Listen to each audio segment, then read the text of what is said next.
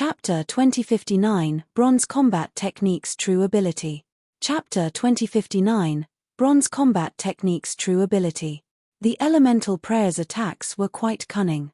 Since the start of the battle, it had used the 8 golden longswords to attack Shifeng from all directions. Moreover, the flaming weapons were far more nimble than the wind blades and could even alter their attack trajectories during their attacks. Even a shield warrior or guardian knight skilled with the shield would take a direct hit if they weren't careful. As soon as Shifeng began to execute Sword's transmigration, he deflected 5 longswords, sending them in different directions. 2 of them slammed into 2 long swords Shifeng hadn't deflected, nullifying the attacks. Due to Shifeng's limited strength, he couldn't fully utilize the remaining 3 deflected longswords. He wasn't able to send them toward the elemental prayer. Moreover, he wasn't able to deflect or nullify the last longsword, and it cut through Shifeng's right shoulder. -83,167. Sure enough, I'm really pushing my limits. Shifeng breathed a sigh of relief when he saw his HP. Just one of these golden longswords could deal enough damage to kill a level 60 magical class player. Even a level 60 MT would likely be in danger. Fortunately, Shifeng's defense far surpassed that of a level 60 MT. Amassing 80,000 HP alone was difficult for current players, but Shifeng had already reached level 70, had a bloodline, and possessed multiple fragmented legendary items. Including the Ring of Brilliance's effects, he had as much as 260,000 HP. He was even sturdier than a level 70, tier 2 metric tons. This was what made monsters fearsome. Despite the fact that their combat standards were no match for players, their extraordinarily high HPs rendered players helpless. Unless players' combat power far surpassed the monsters they fought, they'd have no choice but to flee. HP was one of the weaknesses solo players faced. Even if a solo player were stronger than a boss, they'd never defeat the monster unless they had the help of certain tools. However, after blocking the latest attacks, Shifeng finally saw a ray of hope. There was no doubt that his strength was no match for the golden longswords, so his ability to deflect and direct the weapons was limited. However, sending the flaming weapons toward the elemental prayer wasn't impossible. Only, his grasp of positioning and timing had to be perfect. This was also the first time he had to deflect 5 attacks with so much strength, so he severely lacked the proper experience. After taking a brief moment to consider his next move, Shifeng began to attack the Realm Lord again. Like before, the 8 golden long swords flew toward him from multiple directions.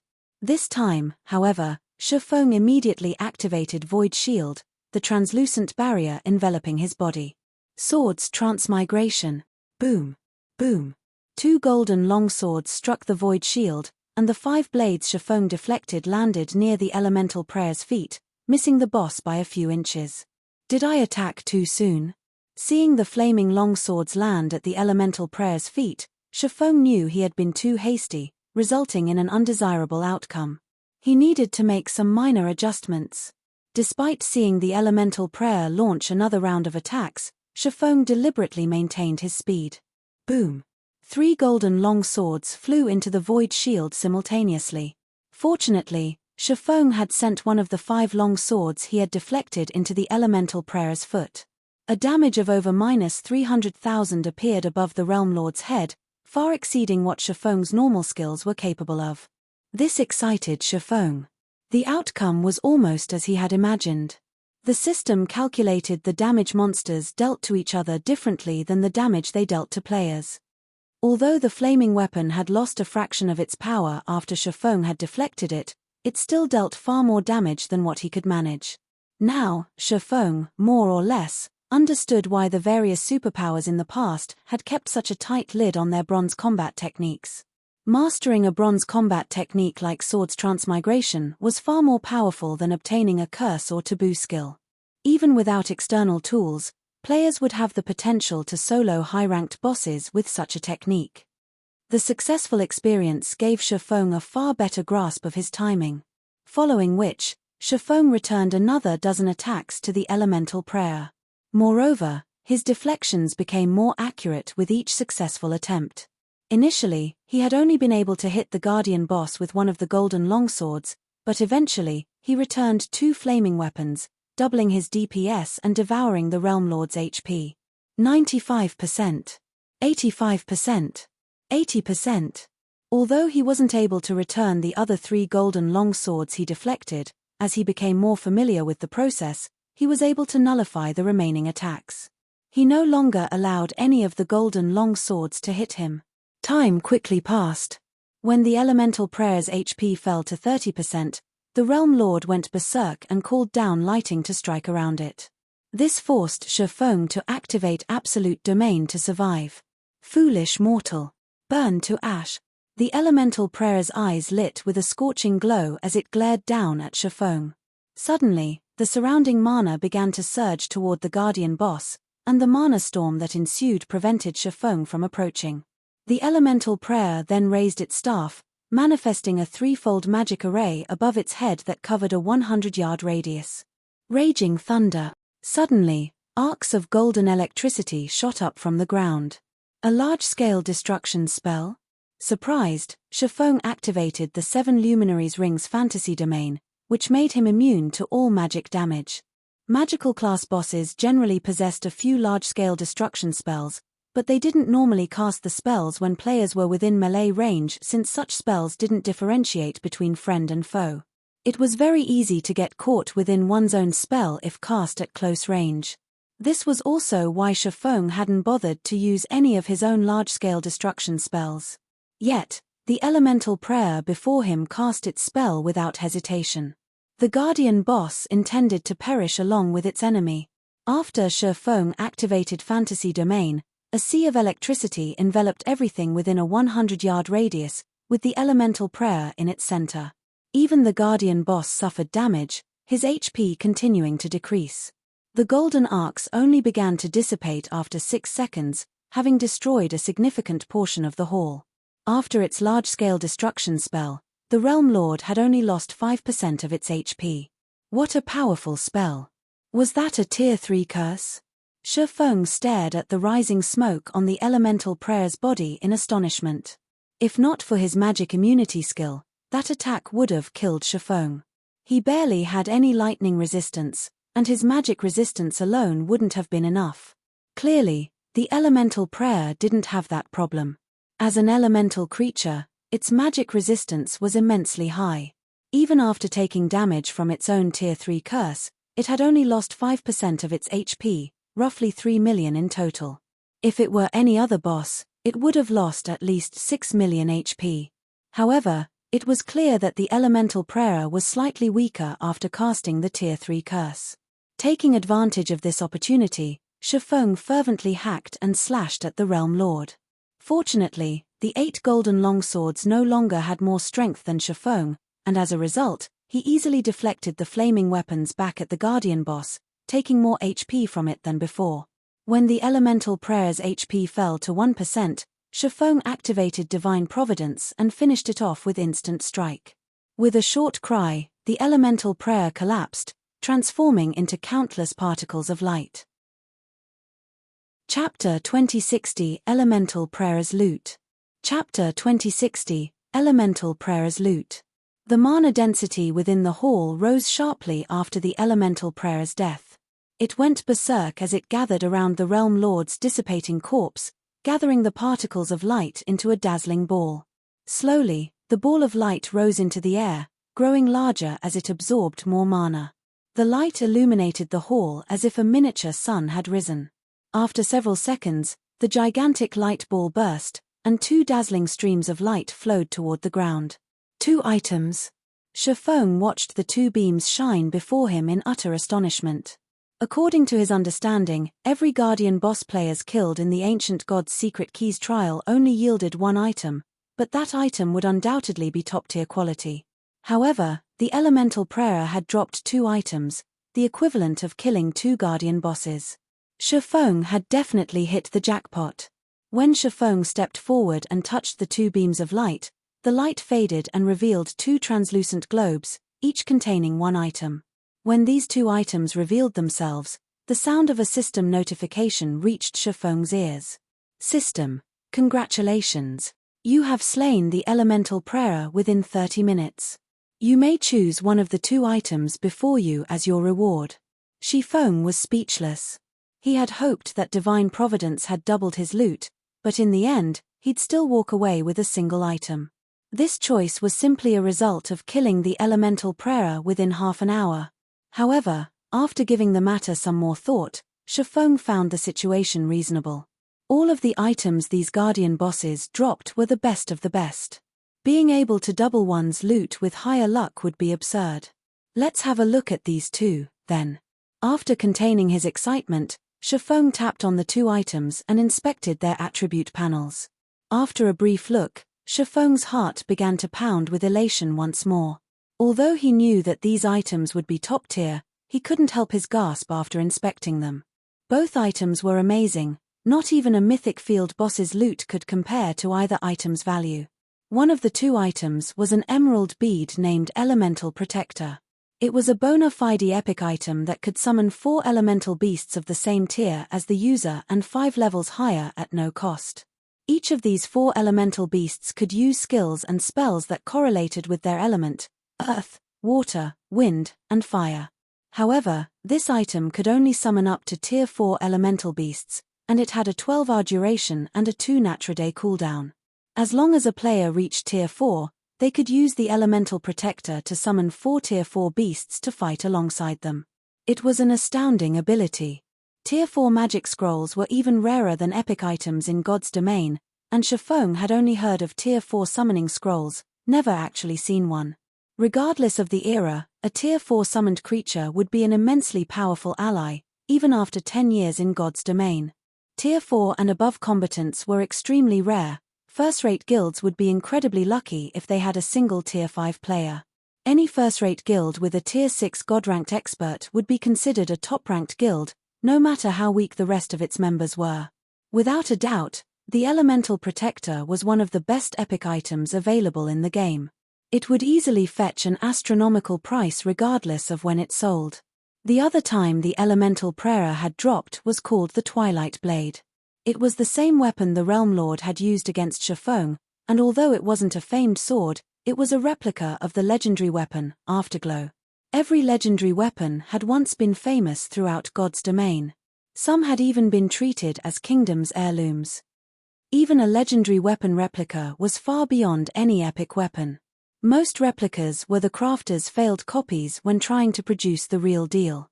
Some replicas had even been crafted with the same materials as the true legendary weapon, and some included even better materials.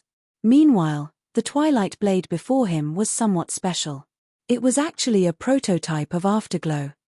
However, the crafter hadn't used high enough quality materials in its creation, so it hadn't become a legendary weapon. This replica hadn't been a result of a flawed production process. Twilight Blade, replica, one-handed sword, epic rank, level 60, level 120 equipment requirement, strength 2000 attributes adjust according to user's level. Attack power plus 2360, level 60. Strength plus 205, agility plus 130, endurance plus 157. Attack speed plus 18. Ignore 40% of the target's defense. When equipped, strength increased by 25%. Agility increased by 10%. All sword skills plus 1 levels. Ignore levels plus 15. All skill completion rate increased by 2%. Attacks have a 40% chance to trigger the floating light effect, splitting the weapon into 3 copies.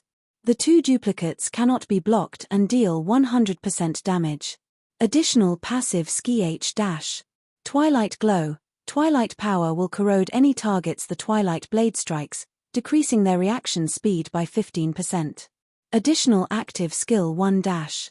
Twilight's Shadow transforms the Twilight Blade into 8 copies, each carrying 80% of the original strength.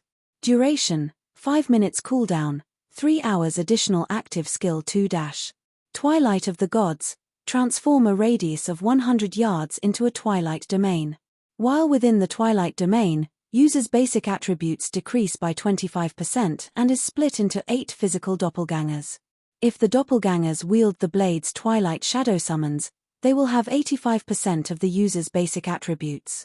Duration, 3 minutes. Cooldown, 6 hours. The famed smith, Flock Buyer, created this sword as a prototype for Afterglow. It is a masterpiece that was formed by combining all of Flock Buyer's forging techniques. In Shifeng's opinion, if not for Afterglow's existence, the Twilight Blade would have been one of God's domain's 36 famed swords. It could almost rival the sacred sword, Killing Ray. If he only compared the weapon's attack power and strength, it was even more powerful than Killing Ray. Killing Ray had been crafted with a fragment from one of God's domain's 10 great legendary weapons, yet the Twilight Blade could rival its power. Although the Elemental Protector allowed players to summon elemental beasts, boosting their combat power, the Twilight Blade was a top-tier epic weapon with amazing additional skills. If one combined the Twilight Blade's 2 active skills, their combat power would skyrocket for a short time. God's domain's experts would go crazy for either of these items. Let's go with you. After giving the matter some thought, Shifeng chose the Twilight Blade. The Elemental Protector might be the better choice from a guild's perspective, but it would only be useful if the guild had a Tier 4 player. Tier 4 was still a long time away for Shifeng and Zero Wing. Moreover, he had the Bible of Darkness, which was even more powerful than the Elemental Protector. On the other hand, the Twilight Blade could increase his combat power now. His Abyssal Blade's level was too low at the moment, its evolution speed couldn't keep up with his leveling speed. If he wanted to explore more of the ancient god's maze and acquire its treasures, he had to prioritize his own combat power. Following which, Shifeng replaced the Abyssal Blade with the Twilight Blade. Although most players would struggle to fulfill the 2000 strength equipment requirement, it wasn't a problem for Shifeng. Once he equipped the Twilight Blade, Shifeng felt his overall strength increase substantially. His attack power, in particular, rose by a whopping 15%. Shifeng then shifted his focus to the crystalline pillar in the center of the hall. After all, it was the most valuable item in the area. Chapter 2061 Advanced Bloodline. Chapter 2061 Advanced Bloodline. A magic array surrounded the crystal pillar in the center of the hall, preventing players from approaching. Although the seal seemed quite simple, not even a Tier 4 being could force their way through it. When Shifeng stepped up to the barrier and lightly tapped it, a system window opened before him, introducing the magic array. Truly amazing. If I hadn't already grasped the technique to decipher advanced magic arrays, I wouldn't have been able to do anything but stare at this barrier. Shifeng couldn't help his surprise after gaining a general understanding of the array. There were 2 types of magic arrays that protected system-generated treasure in God's domain. The first type disappeared once the guardian boss protecting the treasure died. The second type required players to unravel the magic array through their own abilities. This type didn't care for players' combat power, but their ability to understand magic arrays. The first type was the easiest to remove, but as players leveled up, they'd begin to encounter more of the second type. Hence, it had been very important for players to take on the magician subclass and develop it during Shifeng's previous life. Many expert players had to study magic arrays seriously even though they hated learning about them, especially magical class players.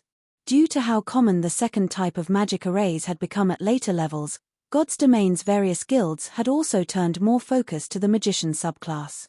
During the game's later stages, a master magician's status wasn't any lower than that of a master forger or master alchemist. Meanwhile, to remove the magic array protecting the crystal pillar before Shifeng, one had to be a master at deciphering advanced magic arrays at the very least. Normally, players only encountered basic ranked sealing magic arrays after level 70. It was very rare to find an intermediate magic array protecting items of this level, yet the array before him required an advanced magician to untangle. Although the various superpowers had tasked many of their players to learn about magic arrays, there were very few intermediate magicians at this stage of the game, much less advanced magicians. Once Shifeng had inspected the array, he began to dismantle it. Dismantling a magic array wasn't particularly difficult, although that didn't mean it was easy, either. As long as a player knew how to draw the sealing magic array in question, it could be undone. Looking at the array, Shifeng was relieved that he had already become an advanced magician. Otherwise, he could only watch as a bloodline slipped through his fingers. Finally, after studying for 5 hours, Shifeng finally learned how to draw the sealing magic array. The barrier around the crystalline pillar began to shatter, and shortly after, it fell away entirely, revealing the pillar before Shifeng. The crystal pillar was translucent, and the bloodline within it shone with a dazzling light due to the magic barrier around the pillar. Shifeng hadn't felt anything particular from the bloodline, but now that he had removed the magic array, he could feel an intense pressure. The difference between his life rating and the bloodlines pressed down on him. Although he only stared at the bloodline, he felt as if he were being suppressed. Is it an advanced bloodline? Shifeng could not help his surprise as he felt the pressure. Bloodlines fell into 3 categories: basic, advanced, and peak. The dark iron bloodline he had obtained from the divine shrine was a basic bloodline. However, since the dark iron bloodline was extremely compatible with the swordsman class, it was considered a top-ranked basic bloodline, yet despite that, he still felt an immense pressure from the bloodline within the crystal pillar. The only explanation was that his life rating was inferior to this bloodline. Hence, Shifeng guessed that it was an advanced bloodline. Although he very much wished that it was a peak bloodlines were as rare and valuable as legendary items. The chances of finding one in the ancient god's maze were abysmally low, even for Azura mode. On the other hand, the chances of finding an advanced bloodline were relatively high. Even so, Shifeng was stunned. Any advanced bloodline could make reaching higher tiers far easier for players. With a little talent and effort, reaching tier 5 wouldn't be a problem. An advanced bloodline would even help players when challenging their tier 6 promotion, which was why God's Domain's various major powers had gone mad over bloodlines in the past. Without hesitation, Shifeng strode up to the crystalline pillar and removed the crystal bottle. He then inspected the bottle's attribute panel. Elemental bloodline. After obtaining this bloodline, a player will become one of the element's favored children, gaining increased compatibility with all spells. Mainly improves intelligence and vitality, followed by agility, endurance, and strength. It really is an advanced bloodline. After inspecting the elemental bloodline, Shifeng was ecstatic. Although the elemental bloodline's attribute panel did not indicate the bloodline's rank, basic bloodlines only focused on one attribute, while advanced bloodlines increased 2. Since the elemental bloodline concentrated on 2 attributes, it had to be an advanced bloodline. Moreover, the ability it provided was incredibly powerful, increasing a player's compatibility with all spells. It was, at the very least, far more powerful than any of the advanced bloodlines Shifeng had seen in the Divine Shrine. If a magical class player used this bloodline, their overall prowess would increase. This was certainly a top-tier advanced bloodline, even more valuable than top-tier fragmented legendary items. Shifeng carefully stored the elemental bloodline before he continued to explore the ancient god's maze. The maze was excruciatingly complex, and each time he entered a new hall, he had to face another group of elemental monsters. Moreover, these monsters' levels were a notch above the first group he had faced, all level 75 or higher.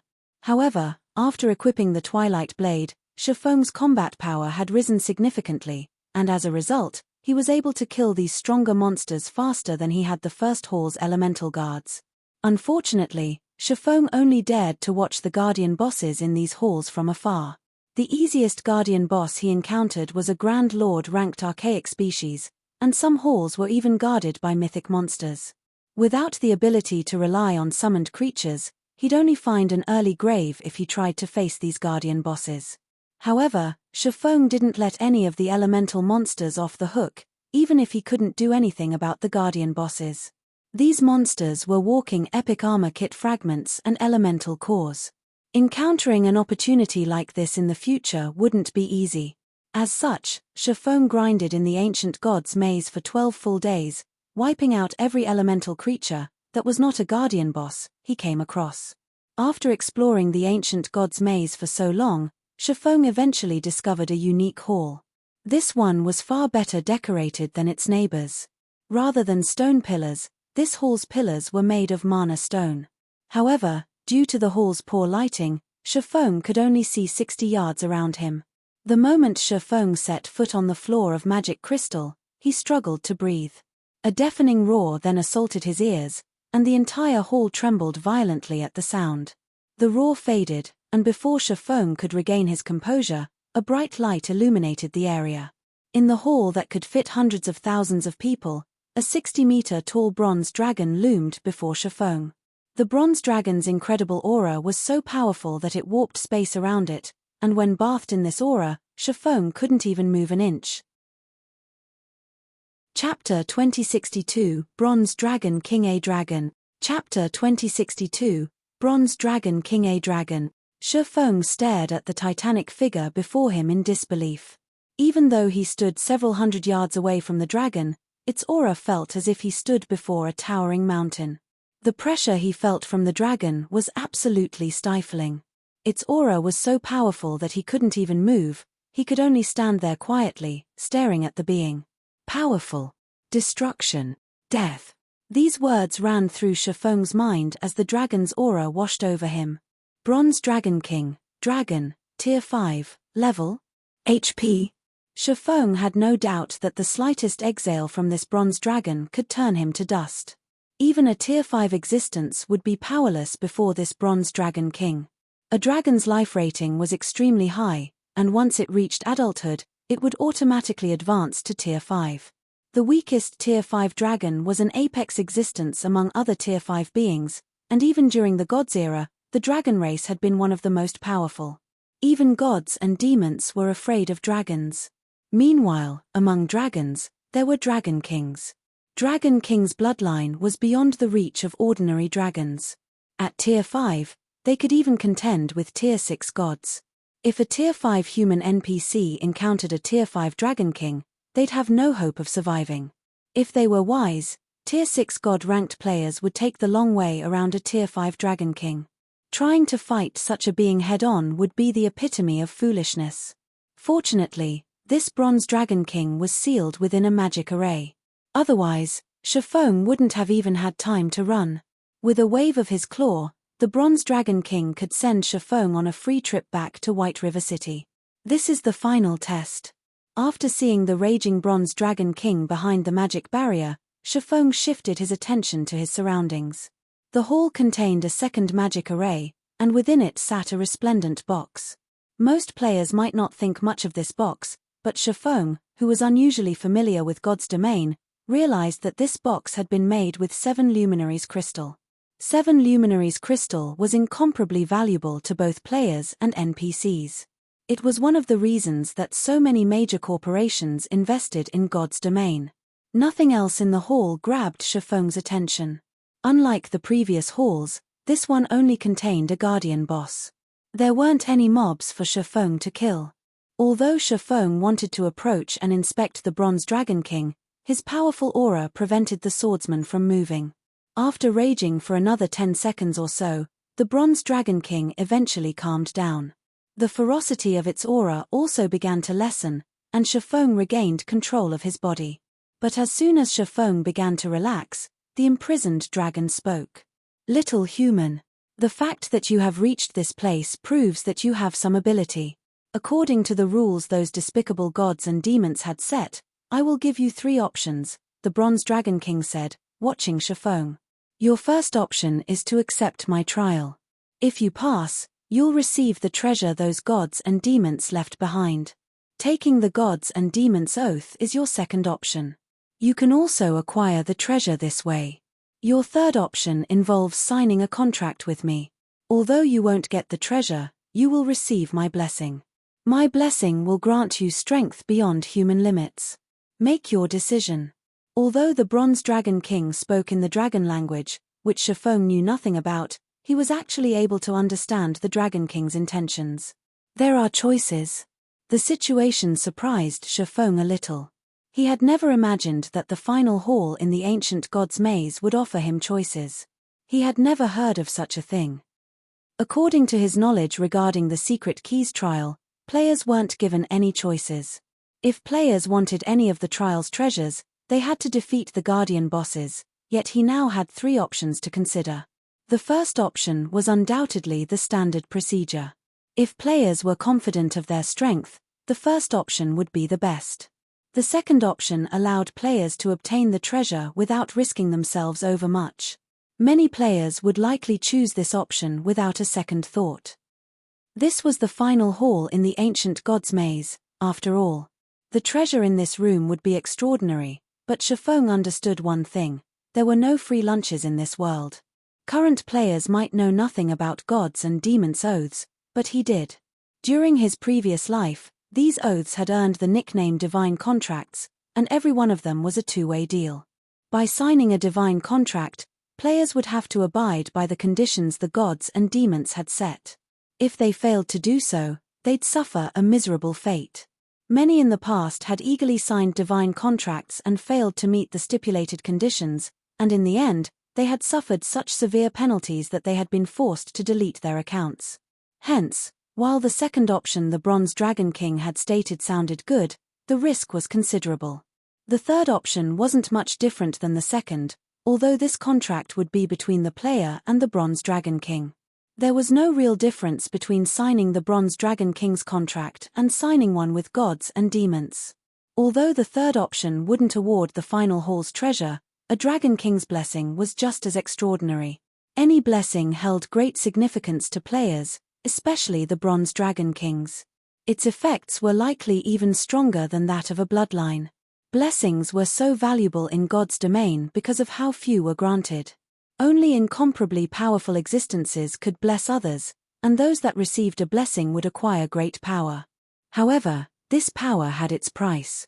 The blessing's giver would have to segment a fraction of their strength, granting it to their target. In other words, the blessing giver would lose strength to empower others. Hence, even Tier 6 gods were incredibly careful when offering a blessing. They never gave one on a whim. "May I know what the oath's conditions are?" Shifeng asked after giving the matter some thought. "This I cannot answer. You may only learn more about the oath after taking it. This is a condition those gods and demons set for me so long ago," the Bronze Dragon King explained indifferently. "Human, I do not have much patience. You only have 10 minutes to consider." "Can't tell me, huh?"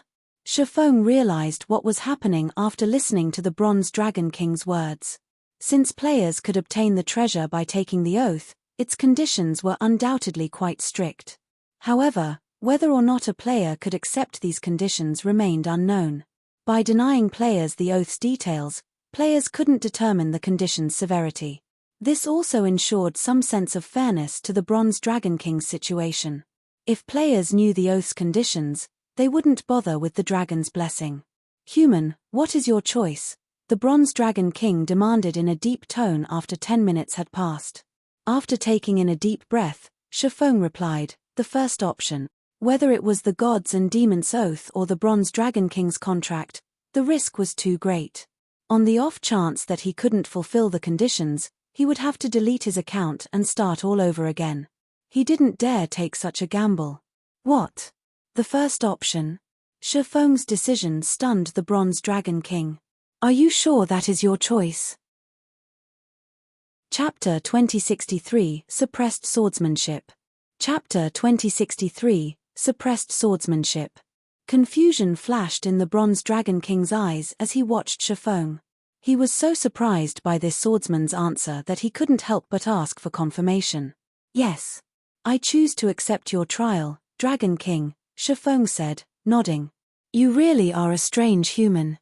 Ever since this maze was built, thousands of adventurers have visited, but none have accepted my trial because they already knew what outcome awaited them. Do not think my trial is so easy to complete," the Bronze Dragon King growled. "But since you have decided, according to the rules the gods and demons have set, if you can survive against me for 3 days, you will pass my trial. Let's begin." The Bronze Dragon King began to chant an incantation, and abruptly, he began to disintegrate into countless particles of light, passing through the magic barrier the gods and demons had set up. After passing through the barrier, these particles of light gathered to form a humanoid shape before Shifeng. After a short moment, a soldierly, middle-aged man in a suit of bronze stood within the hall. Unlike ordinary people, golden, divine runes marked this man's face and body, as if they were a seal. Death and destruction filled his amber eyes, which didn't contain a shred of humanity. Humanization? Shifeng stared at the soldierly man in astonishment. Extremely few beings were capable of humanization in God's domain. Rather, only legendary monsters were capable of the feat. Not only was humanization a sign of peerless strength, but it was also proof of a monster's frightening intellect. To current players, a monster's intellect, at most, equated higher combat standards, making these monsters more difficult to defeat than normal monsters. However, as players progressed through the game, they would discover that monsters with high intellect were absolute nightmares. Humanized monsters had, in the past, turned many kingdoms and empires upside down. One kingdom had even perished during a humanized monster's attack. That monster had merely been a Tier 4 mythic ranked creature, and by that time, many experts had already reached the same tier. However, even after the various superpowers had combined their strength, the humanized monster had annihilated their forces. Since no one was capable of stopping the monster's rampage, the kingdom had been obliterated in the end. The humanized monsters that had been defeated had only lost because they had been Tier 3 beings.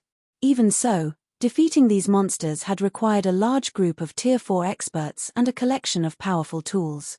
This was when players had realized the horror of high-intellect monsters in the past. The humanized monsters' superhuman-like combat standards had even surpassed that of domain realm experts. In fact, the two weren't even on the same level. Human, according to the gods' and demons' rules, I will not use my full power against you. Moreover, you have 300 chances to succeed.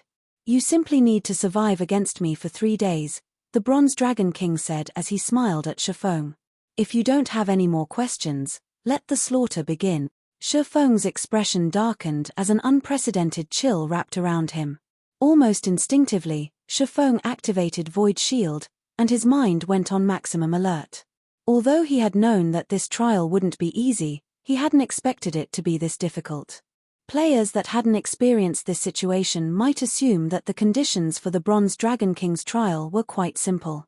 They only had to survive against a level 70, Tier 3 monster for 3 days, and they were given 300 lives to do so.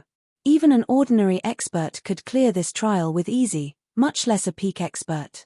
However, Shifeng recognized this for what it was. This was a one-sided slaughter. By the same time as Shifeng's Void Shield took effect, the Bronze Dragon King, which had been 30 yards away a moment ago, stood before him. Before Shifeng realized it, a dragon-scale greatsword had already stabbed through the Void Shield. What amazing footwork! Shifeng stared at the long sword in shock. He had focused all of his attention on the Bronze Dragon King, his 5 senses never deviating from his opponent, yet the Dragon King had evaded his detection and arrived before him like a ghost. It was as if the Dragon King had used an instantaneous movement skill, but Shifeng knew that he hadn't relied on some low-class skill or spell. Rather, the Dragon King had executed a footwork technique, which had no cooldown and could be used as the Dragon King desired, that exceeded common sense. Meanwhile, with that one attack, the Bronze Dragon King had instantly dealt over -400,000 damage to the Void Shield. In other words, this opponent could destroy Shifeng's Void Shield in 7 hits. Seeing this, Shifeng didn't dare to hold anything back. He immediately leaped backward and used Shadow Blade. Under Shifeng's control, 10 sword lights struck at the Bronze Dragon King, aimed to seal the Dragon King's movements and allow Shifeng to increase the distance between them. Although the Bronze Dragon King was only a level 70 Great Lord, its basic attributes easily surpassed that of a Grand Lord of the same level. There was no doubt that this Dragon King's attributes were much higher than Shifeng's. He had no chance in a head-on clash. Hence, he could only try to put as much distance between them as possible and buy as much time as he could. A good attack. Despite being a mortal, you've actually reached such a standard, the Bronze Dragon King leisurely praised Shifeng as he examined the swordsman's incoming attacks. Just before the 10 sword lights found their mark, the Dragon King swung his greatsword, shattering the sword lights before they could come within 20 centimeters. The Bronze Dragon King's swing created a mesmerizing arc of light, which even captivated Shifeng, but in the next second, the Dragon King stood next to Shifeng, and he hadn't even seen his opponent move. Again, the dragon-scale greatsword had thrust into his Void Shield before Shifeng had realized it. After taking the hit, Shifeng instinctively executed Sword's Orbit, his reactions visibly slower than the Bronze Dragon King's. Shifeng had hoped that Sword's Orbit would force the Dragon King to retreat, but he advanced instead, his dragon-scale greatsword vanishing suddenly. The Dragon King used the weapon to deflect sword's orbit and strike the void shield again. So, this is a humanized monster. Shifeng could not help his shock as his void shield was struck, again and again. He had always surpassed his enemies by suppressing them with his swordsmanship, but this Bronze Dragon King's swordsmanship did the same to him. The Bronze Dragon King's slashes were so fast that his eyes could not keep up.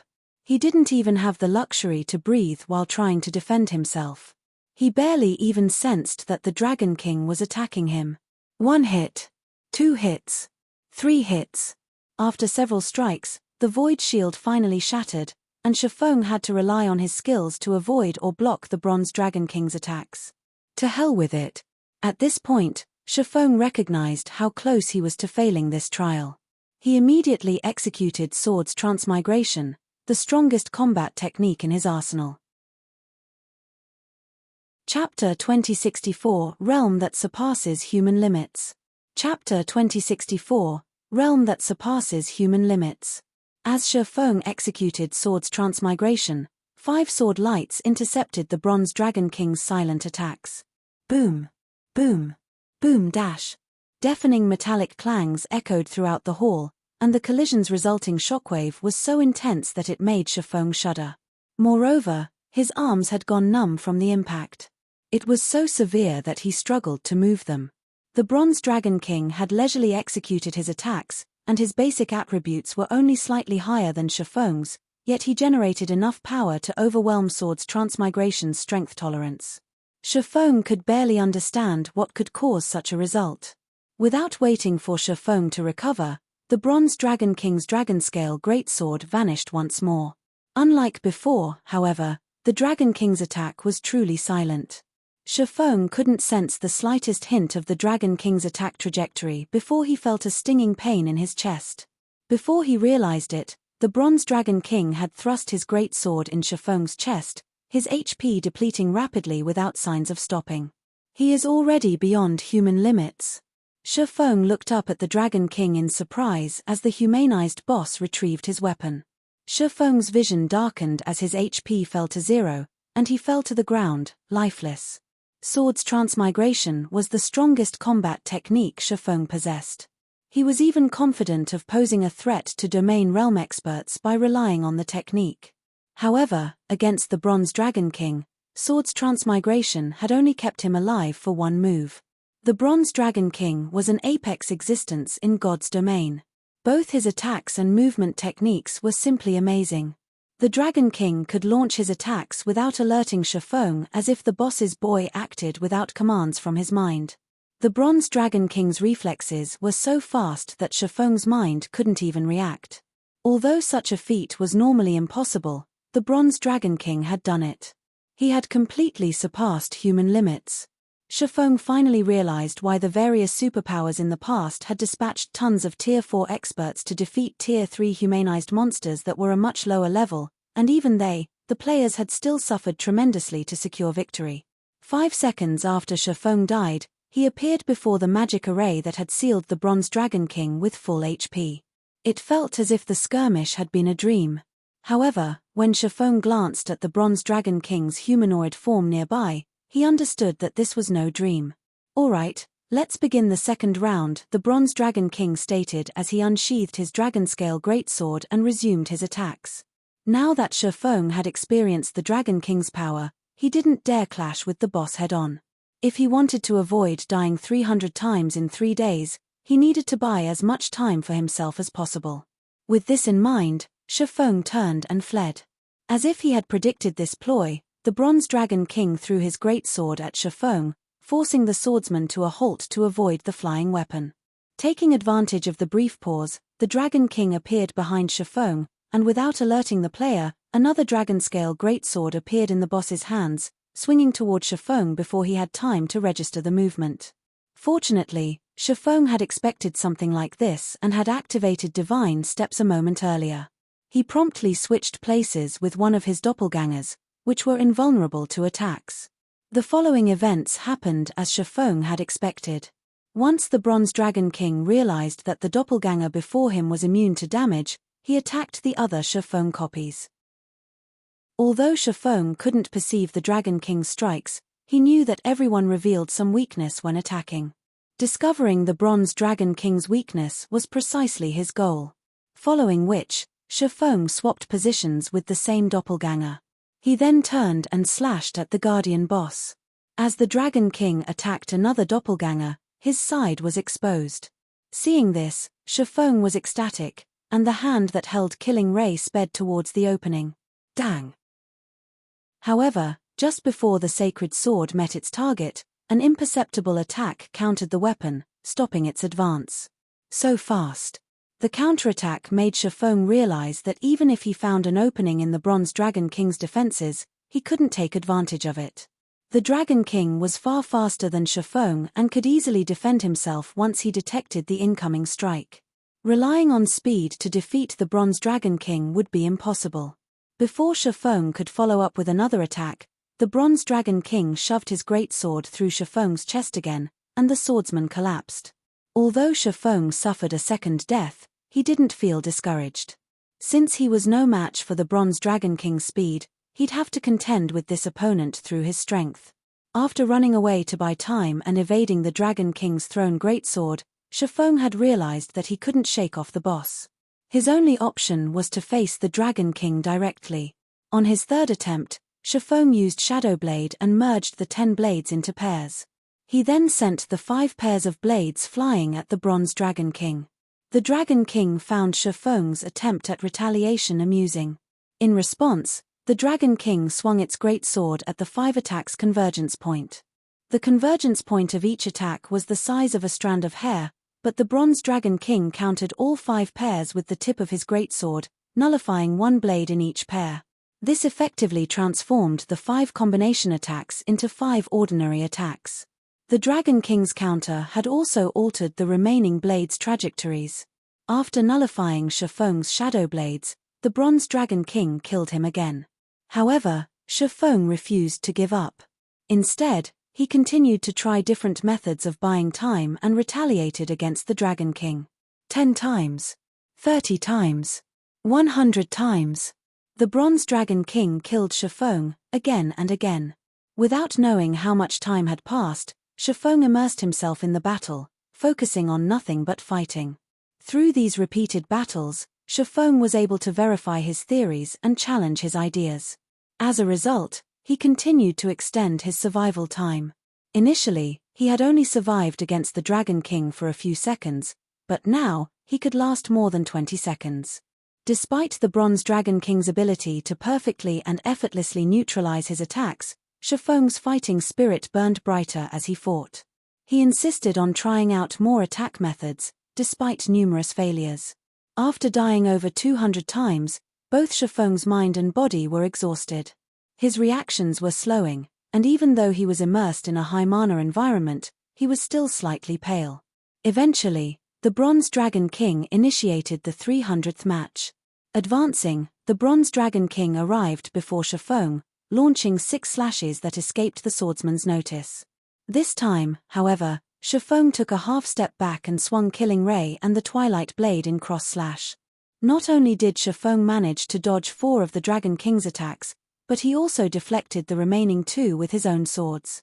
However, due to the extreme power of the Dragon King's attacks, Shifeng hadn't altered the greatsword's trajectory by much.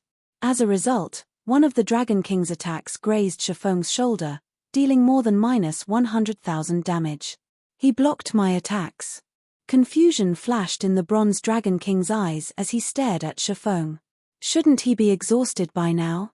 How did he block them? Did he get lucky? I don't care how lucky you may be, this is the end. After Shifeng blocked the Bronze Dragon King's attacks, the boss assaulted his target more fervently. 9 extreme slashes. Chapter 2065, Domain Realm. Chapter 2065, Domain Realm. 9 streaks of silver light cut at Shifeng. Not only were the Dragon King's 9 extreme slashes silent, but the sword lights also bloomed like flowers, creating a mesmerizing scene. When the silver flowers bloomed, the world around the Dragon King seemed to freeze. If Miracle Dragon, from Miracle, saw this, he'd be stunned. He had been trying to master the technique, But the Bronze Dragon King's execution was perfect. Not only did the Dragon King's 9 sword lights avoid all forms of perception, but their trajectories eventually converged at a single point, as well. The Bronze Dragon King had just executed a fully offensive combat technique. When the sword lights met, space around them shattered.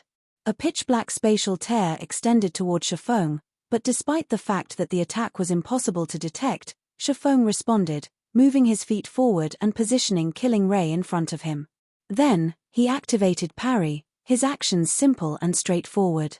From afar, it would seem as if Shifeng moved very slowly, and a spectator would see his every action. However, these slow motions actually blocked the Bronze Dragon King's 9 extreme slashes. Boom!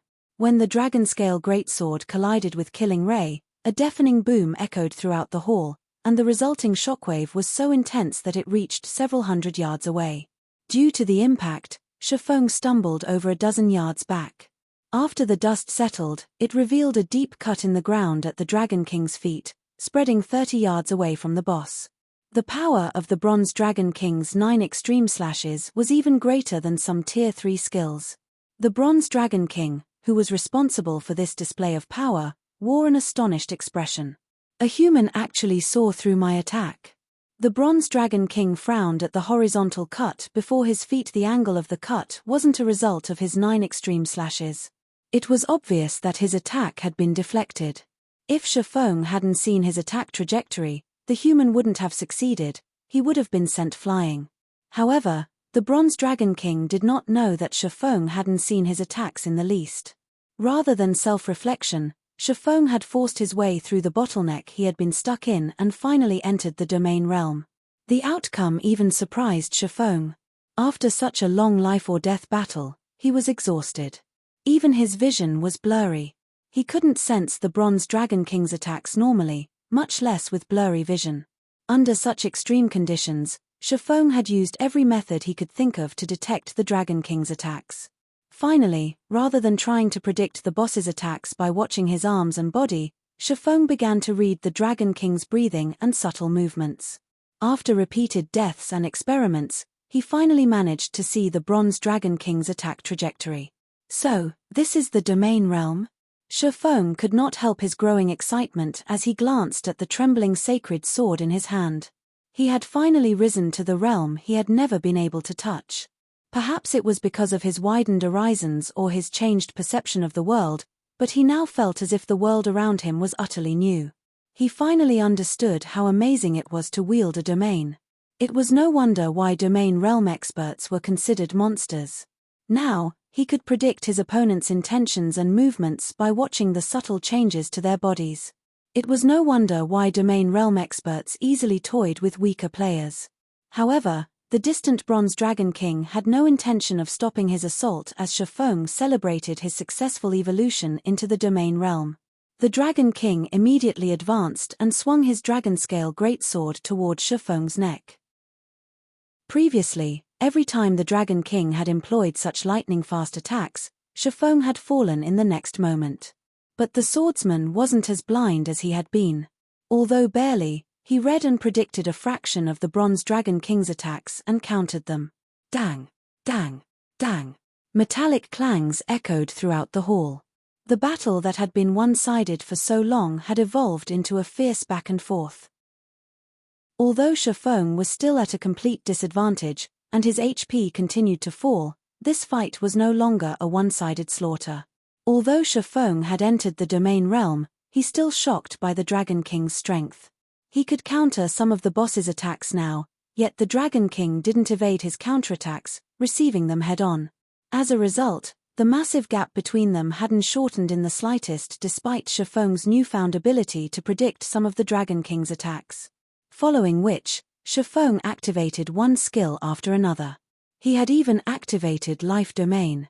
In the end, however, he couldn't change the outcome as the Bronze Dragon King continued to shave away his HP. It was only a matter of time before he died, yet as luck would have it, this was his 300th attempt. If he died again, he would fail this trial. Seeing how little HP he had remaining, Shifeng couldn't help but sigh. He decided to use all of his cards and see how far he could go. Not even a full day had passed since he had begun this trial. With the small fraction of HP he clung to, he wouldn't even survive 5 more minutes, much less 2 more days. Since he was going to die anyway, he might as well use this Bronze Dragon King to test his new strength. Shifeng used the Twilight Blade's 2 active skills, Twilight's Shadow and Twilight of the Gods. The Twilight domain dominated everything within 100 yards of Shifeng. Suddenly, he split into 8 copies of himself, each with 75% of the main body's basic attributes. Each copy then claimed a Twilight Blade, and their basic attributes soared to 85% of the original form. Although Shifeng had sacrificed some of his basic attributes to activate Twilight of the Gods, he had turned the one-on-one fight into an 8-on-1 battle. As the Bronze Dragon King charged toward him again, Shifeng activated the Ring of Gospel's Ring of Brilliance as well. Unfortunately, Shifeng didn't have enough magic crystals on him to activate Miniature World, but due to Ring of Brilliance, his doppelgangers now had 100% of his basic attributes. Their physiques were even stronger than his main bodies. Meaningless tricks. The Bronze Dragon King sneered at Shifeng. In response, he summoned a second Dragonscale Greatsword, dual-wielding the 2 massive weapons. The intensity of his aura also skyrocketed. He still reserved some of his strength. Shifeng tensed as he felt the Bronze Dragon King's aura grow. "It's over, human," the Bronze Dragon King growled, transforming into a streak of light as he moved toward Shifeng. His movement speed was significantly higher than it had been, which made his movements more difficult to read. Divine Flash. Not one to fall behind, Shifeng surrounded the Dragon King with all 8 of his clones and executed Sword's transmigration simultaneously. However, as he exchanged blows with the Bronze Dragon King, Shifeng's vision abruptly darkened, and he fell forward. The Dragon King stood before Shifeng proudly, his expression as indifferent and arrogant as it had always been. The Dragon King had known that this trial was impossible for any mortal since the very beginning. However, just as the Bronze Dragon King was about to return to the magic barrier, he halted, frozen in place. Looking down, he discovered a faint, white mark on his arm. He had actually lost 1 HP. "He injured me." Shock brightened the Bronze Dragon King's eyes as he stared at the mark on his arm. Chapter 2066, Legendary Item. Chapter 2066, Legendary Item. Shifeng expected the system to teleport him out of the ancient god's maze after his battle with the Bronze Dragon King, but when he reopened his eyes, he wasn't in the outside world. Instead, he found himself inside an elegant hall. A red carpet crossed the hall, leading to a golden throne at one end. A beautiful galaxy of stars decorated the ceiling, allowing the hall's occupants to view the universe. Spear-wielding knights in golden armor stood alongside the red carpet. Not only were they all level 200, but the weakest knight among them was also tier 4. The knight captain in the lead was even a tier 5 being. Moreover, none of the knights were human, but bona fide angels. Any one of these tier 4 knights could rival a tier 5 human NPC in terms of combat power. The knight captain could even rival a tier 5 dragon. If these angels wished it, they could obliterate an entire empire. Before Shifeng could process what was happening, the sound of a system notification reached his ears. "System, congratulations. You have triggered the hidden event, Hero's Heart, and have been summoned by the Archangel, Vatra." Archangel Vatra? The system notification surprised Shifeng. The angel race's life rating was only slightly weaker than that of the dragon race, and among angels, archangels were akin to dragon kings. They could even contend with tier 6 gods. Every archangel had a mission and was more than capable of influencing the entire continent of God's domain. In the past, a tier 6 berserker god named Double Brilliance had been an unknown, ordinary player during the game's early stages, but after a fortuitous encounter with an archangel, he had activated an ancient world and shook the very foundation of God's domain, altering the status quo. Double Brilliance had even been responsible for some superpowers' fall. Like a raging cyclone, he had grown stronger at a tremendous rate and eventually became a tier 6 berserker god. God's Domain's players had regarded Double Brilliance's achievement as one of the game's legends. Many players dreamed of their own archangel encounter. Unfortunately, Players had only encountered such beings twice in Shifeng's previous life. He had certainly never expected to meet an archangel here. Before Shifeng could snap out of his daze, a handsome man with pure white robes and 4 equally white wings appeared before him. Shifeng had failed to sense this angel's movement, but more surprising, he felt nothing from this being. Although the angel stood before him, it didn't feel as if the angel truly existed. He was nothing like the Bronze Dragon King, who had radiated an intensely stifling pressure. If not for the magic array that had sealed the Dragon King, he would have likely killed Shifeng with his aura alone. I have watched your battle with the Bronze Dragon King, and I have to say, it was very interesting. Not even the Bronze Dragon King had imagined that a human like you could injure him, the male angel said, laughing heartily as he watched Shifeng.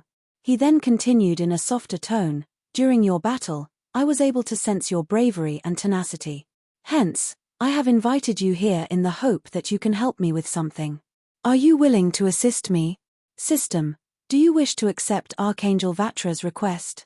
Lord Vatra, it would be my honor, Shifeng respectfully replied. Only a fool would refuse a request an archangel's request. The quests archangels issued weren't like normal quests. If one failed an archangel's quest, they wouldn't suffer a penalty, and the quest's rewards would be beyond imagination. Take Double Brilliance's reward, for example. According to the rumors, Double Brilliance had received his patron archangel's blessing after completing his quest. Not only had his individual strength skyrocketed, but he had also secured an advantage from the ancient world he had activated, allowing him to perform one impossible feat after another. Wonderful. Currently, God's domain's world barrier is clashing with the undead world's world barrier. This, in turn, has created holes in God's domain's barrier. Taking advantage of this situation, some of the undead world's inhabitants have snuck into God's domain and begun to cause havoc. Although we angels wish to stop them, we cannot interfere with the continent's matters due to the rules the various gods have set for us. Hence, we need a representative to handle these matters, Vatra said. I wish to appoint you as my representative in removing the undead from the continent of God's domain. System, you have accepted the hidden quest Undead World. Quest content, you must annihilate the undead hiding and causing chaos on the God's domain continent. Rewards unknown. Of course, you cannot complete the task with your current strength. Hence, I have prepared 2 items for you.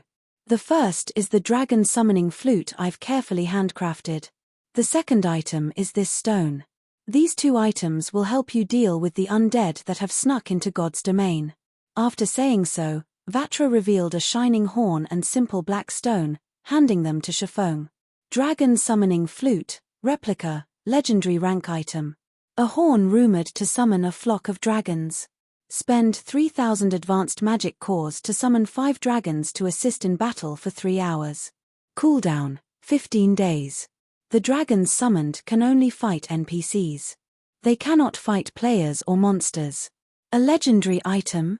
Shifeng was stunned into silence as he examined the dragon summoning flute. He had to admit that a legendary item was awe-inspiring. The dragon summoning flute could actually summon 5 dragons. If only he could use it during his own battles, it would be a truly incredible item. However, the cost to use the flute was painfully high. Advanced magic cores could only be obtained from high-ranked bosses. Moreover, advanced magic cores had a large variety of uses. Not only could they be used as a component when crafting master potions, epic weapons, and epic equipment, but they were also necessary for building many types of constructions. At this stage of the game, even first-rate guilds would be fortunate if they had 2,000 advanced magic cores, yet the dragon summoning flute required 3,000 for each use. No ordinary guild could afford such an expenditure. After inspecting the dragon summoning flute, Shifeng shifted his attention to the black stone in his other hand. Mysterious stone, consumable. From the outside, it looks just like a simple stone. However, this stone contains a strand of a god's power. It has a chance of granting players self-awakening. This stone may be used up to 33 times. Self-awakening? Is this stone that amazing? Shifeng was still speechless after reading the black stone's introduction. Self-awakening might be a foreign concept to current players, but Shifeng was quite familiar with the idea. Self-awakening could allow players to master a combat technique forcibly. Of course, learning a combat technique so brutally had a downside. Players would consume far more stamina when using the technique they learned through self-awakening. However, this method also had its benefits. Self-awakening would allow players to experience what it felt like to use the full technique and master it, which would, in turn, lower the technique's stamina consumption.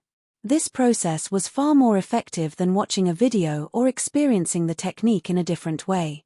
As Shifeng began to research the Black Stone, Archangel Vatra waved a hand. Suddenly, Shifeng felt the system transport him out of the hall as he returned to the spacetime tunnel. Chapter 2067, New White River City. Chapter 2067, New White River City. Starmoon Kingdom, White River City. When Shifeng returned to White River City, he discovered that the city had undergone massive changes while he had been gone. He had only been away for 2 weeks or so, yet experts from well-known adventurer teams now crowded the streets. Even the weakest among these experts was level 63, tier 2, and they all wore level 60 secret silver equipment. It almost seemed as if such equipment had become widely available, something so common that it wasn't worth players' attention. Bronze mounts were also a common sight in the city now. Occasionally, Shifeng even noticed players atop mysterious iron mounts. White River City had become almost as prosperous as an empire's imperial capital. Shifeng had very nearly failed to recognize the city due to these massive changes.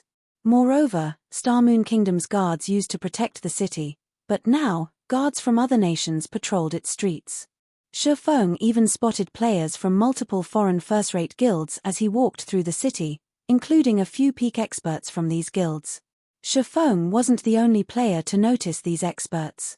Players who visited White River City for the first time were just as shocked. Amazing! Isn't that player wearing the Dawn Light set for Berserkers? Look at that elementalist. He's wearing the level 60 Feingold ranked Wind Spirit set. I've heard that the set only drops from level 60, 100-man Hell Mode team dungeons. So, this is White River City. Isn't the equipment these players are wearing here a little too amazing? I have only seen a handful of people with level 60 Feingold set equipment in the Black Dragon Empire's Black Dragon City. How are there so many people with that kind of equipment here? The players visiting White River City for the first time couldn't help but ask when they saw the well-equipped experts wandering the city, but the original residents merely spared these experts an indifferent glance. White River City had been developing too quickly, practically every day, and this was no longer an unusual sight. The city's rapid changes were all due to the auction arena system's activation. As the only NPC city in Starmoon Kingdom and the neighboring kingdoms to have the auction arena system, White River City had instantly become the heart of these kingdoms. The various major powers swarmed to the city in an attempt to compete for control of it. Hence, the quantity and quality of the experts here had skyrocketed. The auction arena system also provided a development opportunity for merchant and independent players, who had come running to the city, as well. As a result, White River City had grown into a large-scale NPC city with a player population exceeding 20 million. It also had more powers than any other NPC city in Starmoon Kingdom and its several neighbors. As for weapons and equipment, even the level 60 secret silver rank, which was rare in other cities, was almost a standard in White River City. Many experts even wore level 60 Feingold equipment. At this point, only level 60 dark gold equipment could draw attention in White River City. Unlike White River City's newest players, the city's original residents paid no attention to the wandering experts and their equipment as they rested and chatted by the roadside. Instead, they were focused on their discussions over the fight for White River City. The official struggle for White River City is going to start in 2 days. Independent players like us will get to enjoy a good show. I've heard that there are already 4 superpowers fighting for supremacy. I wonder how Zero Wing will hold its position. If Zero Wing loses White River City, all of its investments in the city will go to waste. Why are we even talking about this? Zero Wing can't hold the city. One of those superpowers will take it in the end. The auction arena's competition isn't like field combat. Players can't rely on tools in the auction arena. Participants will have to rely on powerful experts and resources to win it. Zero Wing is much weaker than a superpower in this regard, especially when it comes to the number of peak experts it has. Zero Wing has no chance against the participating superpowers. I guess you're right. If Zero Wing had another 6 months, it might have enough resources and experts to contend with superpowers. Unfortunately, White River City has been developing too fast. It was actually one of the first NPCs to get promoted. If it had been a part of the second or third batch to get an auction arena, Zero Wing wouldn't have had any issues securing its hold over the city. Nowadays, nothing grabbed players' attention than the fight for White River City in the Starmoon Kingdom. Not only would the upcoming fight determine who controlled the city, but it was also the first time these major powers seriously clashed. The auction arena also presented an opportunity for independent players to display their skills in front of these powers in hopes of reaching greater heights. While this sounded like a joke, it was the best way to become famous overnight. Now that God's Domain had more influence in the real world, more corporations invested in the game, and they all needed talented experts to work for them. If one could show off in the auction arena, one of the various superpowers might extend an olive branch. As expected of one of the first promoted NPC cities. Its development speed and competition truly are frightening. Shifeng could not help his surprise as he noticed various guild players wandering the city streets. He had seen more than 30 second-rate guilds and as many as 10 first-rate guilds since his return to White River City.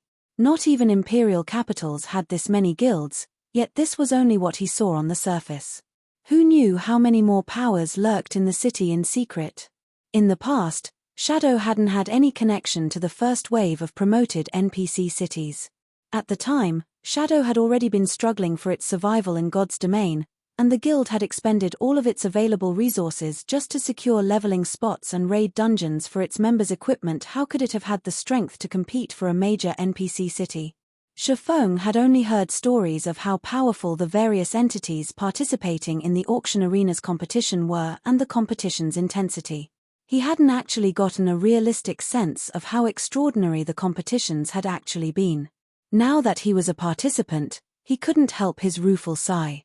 Shifeng returned to Zero Wing's residence to organize the materials he had obtained during his trial. However, as he entered the guild hall, Shifeng noticed that the hall's atmosphere was odd. He could sense a depressing energy throughout the building, and the number of experts in the hall had visibly decreased. Yulan, did something happen? What's with the strange atmosphere?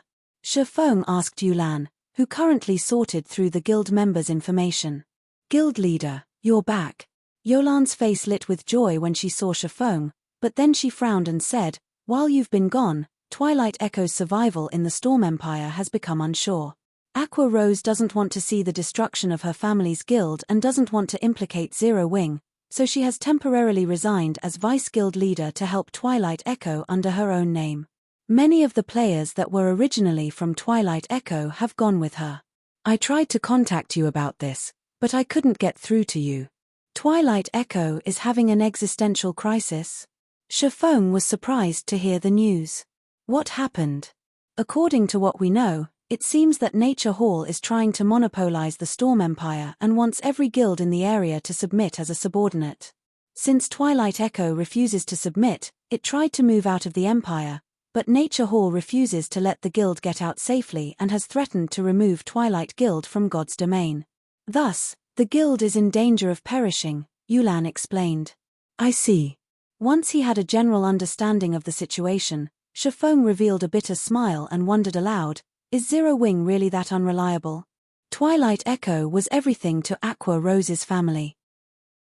Although she had broken away from her family's influence to develop independently, if Twilight Echo perished, so would Aqua Rose's family. Naturally, she couldn't just sit by and watch. However, Nature Hall was not the first-rate guild it had been in the past. It had secured major corporations' investments and not long ago, had successfully removed a super first-rate guild from the Storm Empire. Since it had a long time to develop after that incident, it was easy to imagine how powerful Nature Hall had become.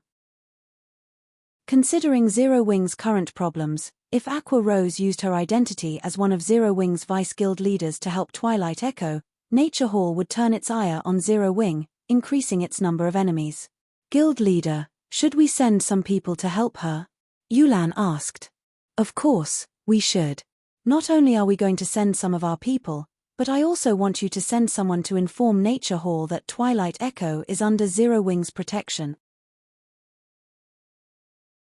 Chapter 2068 Zero Wing's Protection. Chapter 2068 Zero Wing's Protection. Storm Empire, Nether Mine. The Storm Empire was located in a mountainous region, and various ore veins were common around the empire. As a result, the empire had become famous as an ore producer on the God's Domain continent. Meanwhile, the empire possessed the Nether Mine on one of its borders, which bathed in nether energy all year round. Because nether energy increased players' stamina consumption several-fold, and the mountains around the mine were home to level 70 and above demonic beasts, players were rarely interested in grinding and leveling in the area. However, several thousand players had gathered near one of the creeks between the two mountains. The lowest leveled of these players was level 62, and all of them would be considered experts.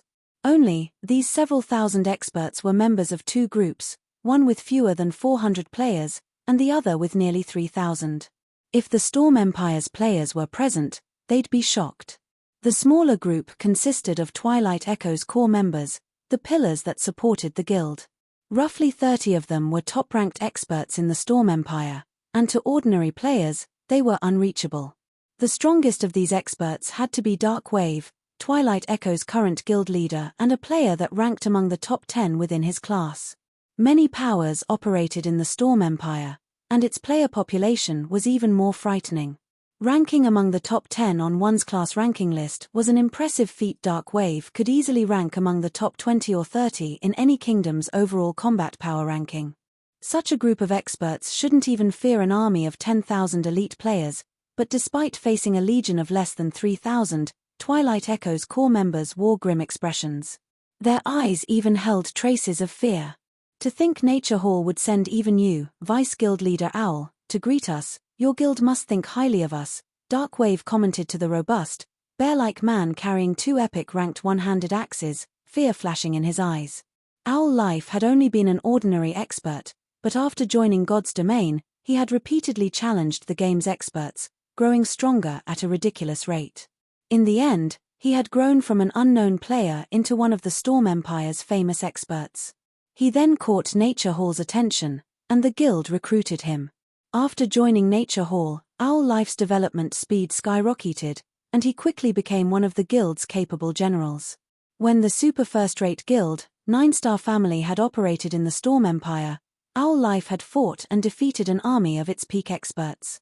He had even single-handedly killed 5 peak experts while leading a 5,000-man team to capture one of the super first-rate guild's towns. That battle had shaken the Empire and made Owl Life famous. Eventually, Owl Life had become one of Nature Hall's vice guild leaders. Although Dark Wave ranked among the top 10 in his own class within the Empire, Owl Life ranked among the top 10 in the overall rankings. While the difference might not seem major, it was like the difference between a candle flame and a roaring bonfire. If Owl Life wanted to, he could kill every Twilight Echo expert present.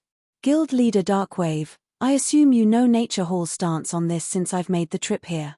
You people from Twilight Echo should stop deluding yourselves, Owl Life said with a commanding tone, smiling at Dark Wave. Twilight Echo has already conceded every high-resource location available. We have even moved to this remote map to grind.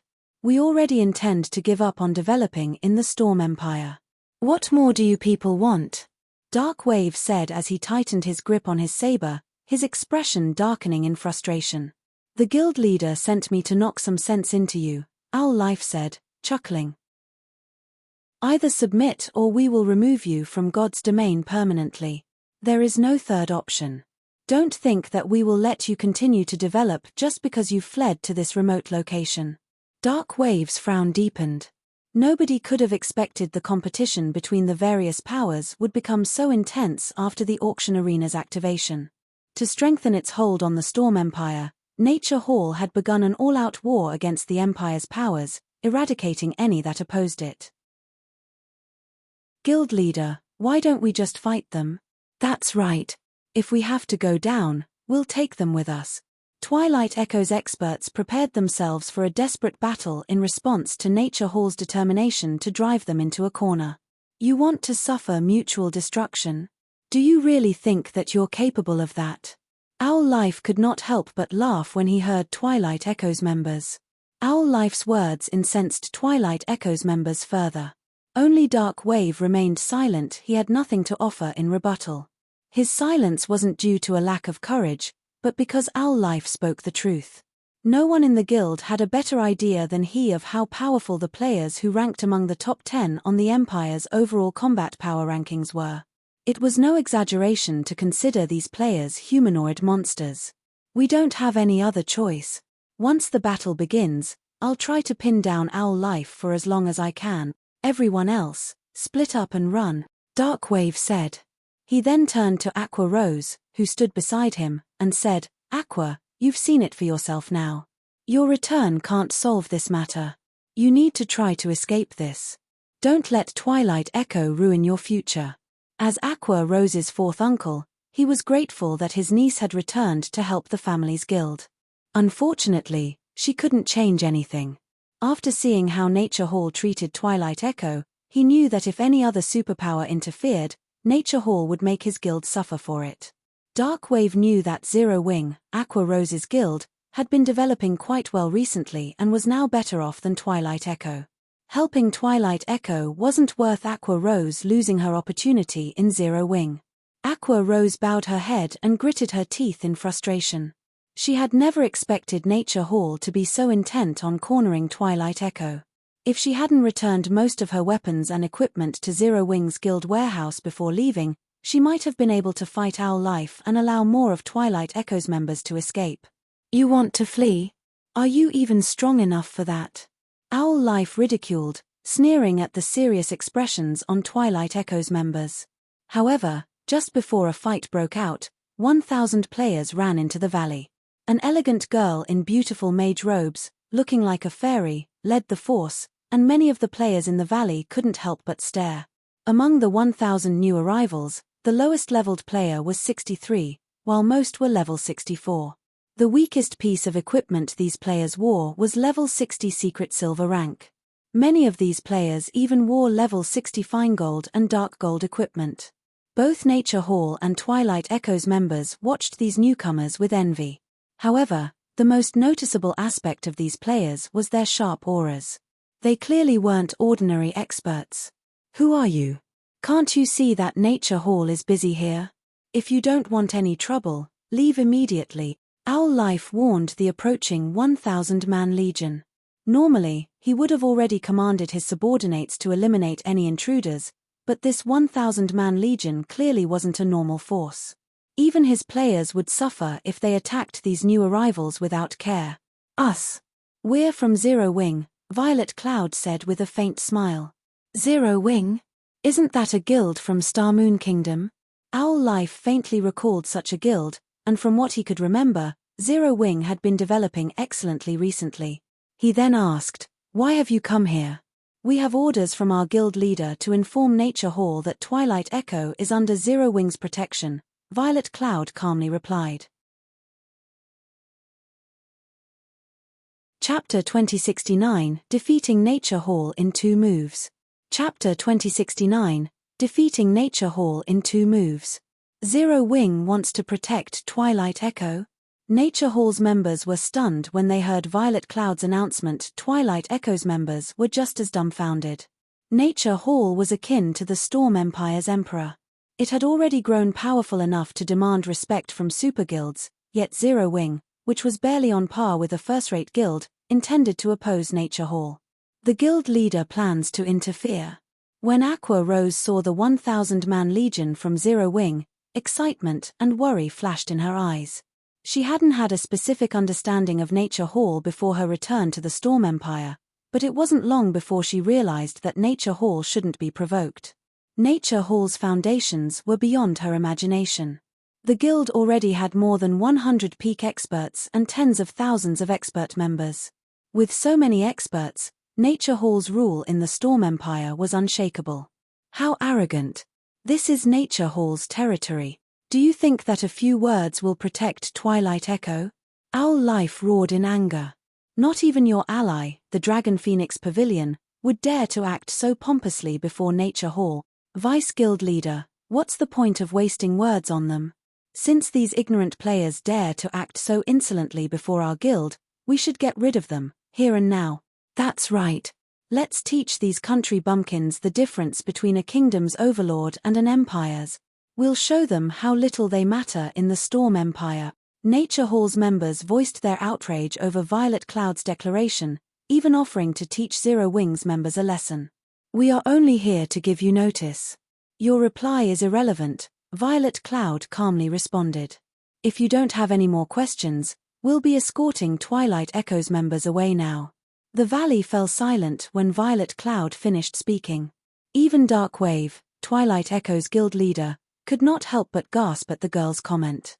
He could not understand just what gave Zero Wing the confidence to provoke the Storm Empire's emperor. This is bad. Anxiously, Dark Wave turned to look, and Aqua rose and said, Aqua, you need to stop them. If this gets out of hand, Zero Wing will be doomed. Aqua Rose nodded, but although she wanted to contact Violet Cloud, Owl Life didn't give her the chance to do so. Bastards. Everyone, heed my command and eliminate these lowlifes. Owl Life snarled as he pointed at Violet Cloud. The chilling gaze he aimed at the young woman even caused the experts around him to shudder. A little over half of Nature Hall's forces split away from surrounding Twilight Echo's team and charged at Zero Wing's 1000-man team, their battle cries echoing throughout the valley. Nature Hall's members moved like well-trained soldiers. Not only were they fast, but they were perfectly in sync with each other. 18 shield warriors and guardian knights moved to the forefront, radiating a silver glow as divine runes covered their bodies. They all had more than 200,000 HP, and their auras resembled that of ancient war gods. So strong. Twilight Echo's members lost their composure when they saw this. Every member of Twilight Echo's team was an expert. They could easily gauge an opponent's strength based on their aura. The 18 MTS radiated an intensely dangerous feeling, and Twilight Echo's members knew that in a one-on-one, these MTS would blow them away. Not even their guild leader, Dark Wave, could necessarily stop these MT's assault, even with an active life-saving skill. So, this is Nature Hall's Silverlight Battle Array? Dark Wave could not help but gasp when he saw the MT's silver glow. The Silverlight Battle Array was well known in the Storm Empire. Nature Hall had relied on this battle array to defeat its first super first-rate guild when it had still been weaker than 9-star family. He had only ever witnessed the Silverlight Battle Array in videos before, and now that he got to see it in person, the increased strength, HP, and speed were beyond his expectations. It was no wonder why Nature Hall didn't fear other superpowers. Nobody can stop our guild's Silverlight Battle Array. Let's tear apart these Zero Wing players. The Nature Hall players that still surrounded Twilight Echo's members laughed as their companions activated the battle array. The Silverlight Battle Array allowed 18 players to link together. Not only could they share the incoming damage, but their strength, HPs, movement speed, and attack speed increased by 30% as well. Most importantly, they could share their senses through the battle array. However, before the 18 MTS reached Zero Wing's team and tore apart its defensive line, Violet Cloud, who stood among her players, waved her staff. Dimensional fracture. Space tore before Violet Cloud, rapidly extending toward Nature Hall's members. Although the spatial tear looked fine and weak, it felt like the roar of an ancient behemoth. The sky and the earth trembled at its might. Dodge it. Owl Life shouted, panicking. Unfortunately, the spatial tear grew too quickly for his warning to be of any use. Crack. The sound of shattering glass shook the valley as the spatial tear reached Nature Hall's MTS, who failed to react in time. Like a hot knife through butter, the spatial tear cut through the 18 MTS, their bisected forms falling to the ground. Nature Hall's rear-line healers had no time to cast a healing spell before their MTS lost the last of their HPs. Moreover, the spatial tear didn't stop with the 18 linked MTS, reaping the lives of players standing dozens of yards away. Do you still wish to fight us? Violet Cloud asked as she retracted her staff and gazed upon Nature Hall's members. With just one move, Violet Cloud had killed over 200 experts. Her indifferent tone suggested that she didn't consider the act significant, and Nature Hall's survivors shuddered in fear. You merely have a powerful spell. Do you really think that none of us can take you down? Rage flared in Owl Life's eyes as he glared at Violet Cloud. While he didn't particularly mind the deaths of 200-plus guild experts, he minded losing the 18 MTS that could utilize the Silverlight Battle Array. The guild had carefully nurtured all of those players, and every one of them was very close to reaching the refinement realm. With the Silverlight Battle Array, each of those players had the combat power to surpass ordinary refinement realm experts. Losing a level might not impact their progress over much, but the loss of their weapons and equipment definitely would. They would need a lot of time to recover the items. Owl Life's body transformed into a blur as he dashed toward Violet Cloud like a vicious gale. Crap! Owl Life is attacking. Dark waves darkened as he watched Owl Life make his move. Owl Life wasn't like the 18 MTS that had died. With his weapons, equipment, and combat standards, he ranked at the very top of the Storm Empire. His 2 one-handed axes were even epic set weapons. He could easily repel a great lord of the same level, and the valley's narrow terrain gave him the perfect battlefield. If Owl Life reached Zero Wings' team, disaster would ensue. In less than 10 seconds, Owl Life arrived before Zero Wings members. Although Zero Wings ranged experts bombarded him with attacks, he effortlessly dodged or blocked the incoming spells and arrows. None of the attacks managed to reach him. As they watched, Nature Hall's players felt their blood boil with excitement. Ha ha ha. The Vice Guild leader is finally making a move. Zero Wings members are dead for sure. However, as Nature Hall's members expected to see Owl Life throw Zero Wings members into the air, Violet Cloud moved again. Like her previous attack, she lightly waved Death's Sigh and manifested multiple magic arrays around her. Are you kidding me? Both Nature Hall and Twilight Echoes members were stunned. Violet Cloud had called forth 200 magic arrays, a blade of darkness forming before each array. Go! Violet Cloud shouted. Like raindrops, these 200 blades of darkness descended on Owl Life, all under Violet Cloud's control. They were not magical projectiles that could only move in a straight line. Burial Flower. Even Owl Life frowned as he watched the 200 blades of darkness fly toward him like lively sprites. He immediately activated his Epic Axe's active skill, and a gigantic flower formed beneath his feet. 12 flower petals circled Owl Life, each carrying 100% of his strength. The petals acted like MT's shields. Unless Violet Cloud's attacks had higher strength than he did, they wouldn't break through Burial Flower's defenses. Burial Flower formed a nearly invincible barrier around him. Following which, Owl Life charged toward Violet Cloud. However, but the hammering sounds the blades of darkness made as they collided with Burial Flower's petals changed Owl Life's expression. Burial Flower's petals, which contained 100% of his strength, couldn't withstand the blades of shadow. The petals barely deflected the attacks and altered their trajectory. Against 200 blades of darkness, Owl Life's Burial Flower and Epic Axes seemed like paper tigers. Even though he fought with everything he had and fully displayed his Void Realm combat standards, he could only dodge or block a fraction of Violet Cloud's attack.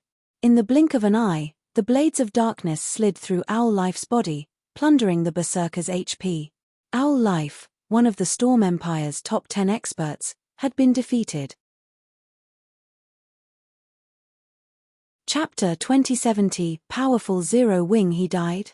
Chapter 2070, Powerful Zero Wing He Died. Owl Life's been killed in one move. Nature Hall and Twilight Echoes members gaped in shock after witnessing Owl Life's death, unable to believe their eyes.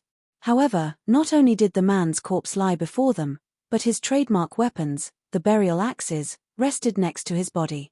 Aqua, your guild's experts are quite strong. Is that girl your guild's #1 expert? Dark Wave asked his niece, his eyes glued on Violet Cloud. He had known that Zero Wing had been developing impressively, but he hadn't thought it had become this strong. Violet Cloud's gaze remained indifferent even after killing Owl Life, as if she had casually slain a common monster she had randomly come across. Someone actually treated Owl Life, one of Nature Hall's Vice Guild leaders, like a common monster, killing him as if swatting a fly. If news of this spread, it would shake the very core of the Storm Empire. No, Violet doesn't rank number 1 in the guild, but she should stand among the top 5. Only, Aqua Rose stopped herself, watching Violet Cloud in confusion. She was very familiar with Violet Cloud's standards. Like her, the girl was a refinement realm expert. However, Violet had achieved more in the refinement realm than she had. Although, if it came down to a fight, and their levels and equipment were equal, she could fight Violet Cloud to a standstill with her Sea God's legacy. If the battle happened at sea, she'd win by a landslide. If Aqua Rose had to fight a peak expert like Owl Life, even with all of her epic equipment, she'd have a very hard time defeating him. As for killing Owl Life in one move, she simply wasn't capable of the feat. The equipment that the various large guilds' peak experts improved as time passed, yet for some reason, Violet Cloud had killed Owl Life instantly. Moreover, she had accomplished the feat effortlessly. No matter how Aqua Rose considered the situation, she couldn't figure how Violet Cloud had done it. However, Aqua Rose didn't know that Shifeng had given Violet Cloud the elemental bloodline after his return from the ancient god's maze, and due to the advanced bloodline, Violet Cloud's basic attributes had skyrocketed. With her massive basic attribute advantage, it was only natural that she had slain Owl Life like a common monster.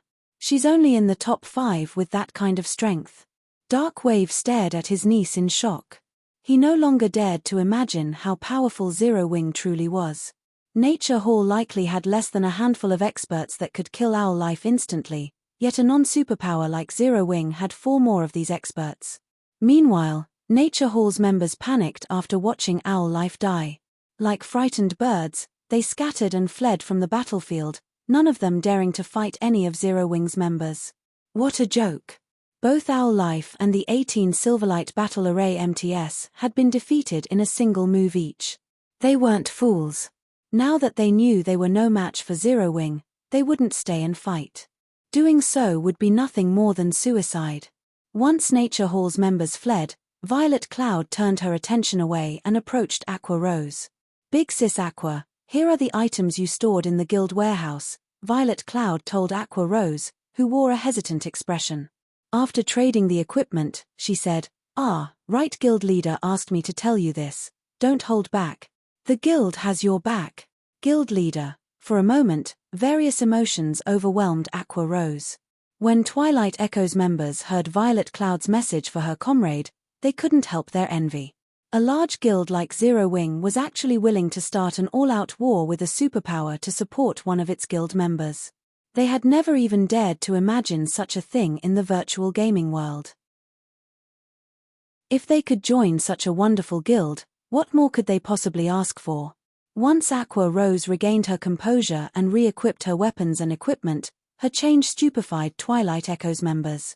She had already felt incredibly powerful, but after replacing her weapons and equipment, she felt like a butterfly breaking out of its cocoon.